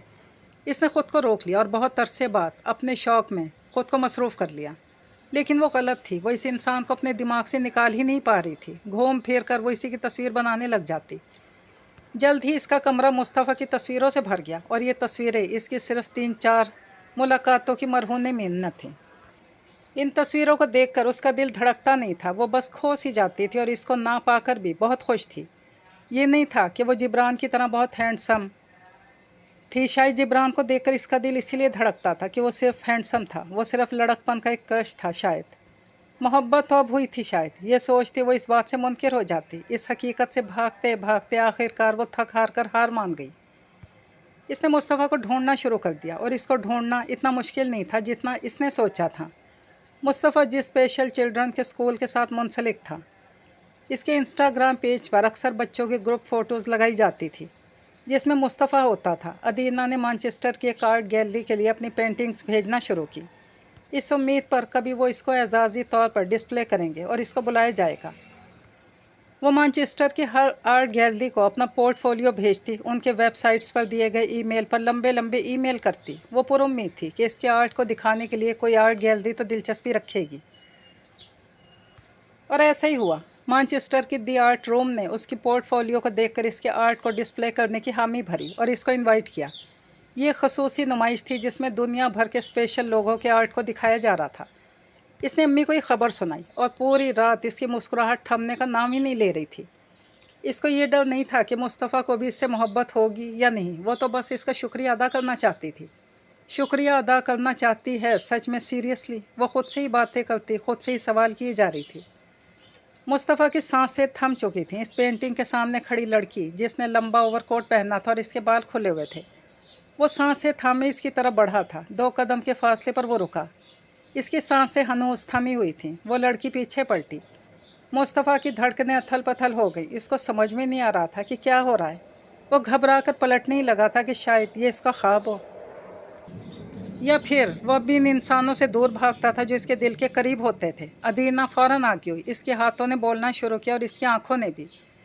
आप सामने आने से डरते क्यों हैं? फिर इसको लगा कि इसको शायद समझ में नहीं आता हो कि वो क्या कह रही थी। इसने जल्दी से मोबाइल निकाल कर टाइप किया। मुस्तफ़ा ने पढ़ती गहरी सांसें ली, ख़ुद को कंपोज किया और साइन लैंग्वेज से इसको जवाब देने लगा। मुझे सामने आने से वाकई में डर लगता था। अदीना, जिसका मुंह हैरत से खुला था, मुस्कुराहट में बदला। आपको मेरी ज़ुबान बोलना आती है? इसकी आंखें मुस्कुरा रही थी। सीखी है। इसने तवक्कुफ़ किया। मुस्तफ़ा का दिल धड़का, लेकिन वो ख़ुद पर काबू पा चुका था। आपके लिए। अदीना की मुस्कुराती नज़रों में हैरत की तितलियां रक्सा हुईं। मुस्तफ़ा को फ़ौरन अपनी जल्दबाजी का एहसास हुआ तो गड़बड़ाया और जल्दी से कहा, सॉरी। फिर से फ़ौरन मुड़कर जाने ही लगा था कि अदीना ने फिर से रोक लिया। आप ऐसे हर किसी से भागते हैं। खैर, इसमें सॉरी करने की ज़रूरत नहीं थी। मुझे बुरा नहीं लगा। अदीना ने इसकी आंखों में झांक कर मुस्कुरा दी। दोनों एक दूसरे की आंखों में आंखें डालकर बातें किए जा रहे थे। नहीं, सिर्फ उनसे भागता हूँ जो मेरे दिल के करीब होता है। मुझे इनके खो जाने का डर रहता है। मुझे कोई छोड़ तो नहीं जाएगा, बस यही गुमान रहता है। मुझे भी। वो मुस्कुराई। क्यों न एक दूसरे का हाथ थाम कर इस गुमान को यकीन में बदलें। मुस्तफ़ा ने इस आंखों में एक बार फिर से देखा। वहाँ यकीन के एक नए सफ़र की रोशनियाँ जगमगा रही थी। वो कुछ देर खामोशी से इसको देखता रहा और अदीना इसको। फिर मुस्तफ़ा ने अपना हाथ आगे किया। अदीना की नज़रें इसके हाथ से होते हुए इसकी आंखें तक आईं। दोनों की आंखें इकरार के गीत गा रही थीं, यकीन की, जहाँ दूर दूर गुमान का कोई बसेरा ही नहीं था। बाहर किनमिन बारिश बरस रही थी, लेकिन इस दफ़ा बारिश के राग मल्हार में दुख की लय का फुकदान था। वो दोनों पेंटिंग के सामने खड़े थे। कितनी अजीब बात है ना, हमारी मुलाकात हमेशा इत्तफ़ाक़न बारिश में होती है, यूँ जैसे कहानियों में होता है। अदीना मुस्कुराई। बिल्कुल जैसे कहानियों में होता है, इत्तफ़ाक़ या मुलाकातें, फिर प्यार हो जाना। वो मुस्कुराया। इस बार वो अपने इकरार मोहब्बत पर ज़रा नहीं डरा, जैसे कहानियों में होता है। इसके सफाई देने पर वो खुलकर मुस्कुराई। ये नावल अपने इख्तिताम को पहुँचा। अल्लाह हाफ़िज़।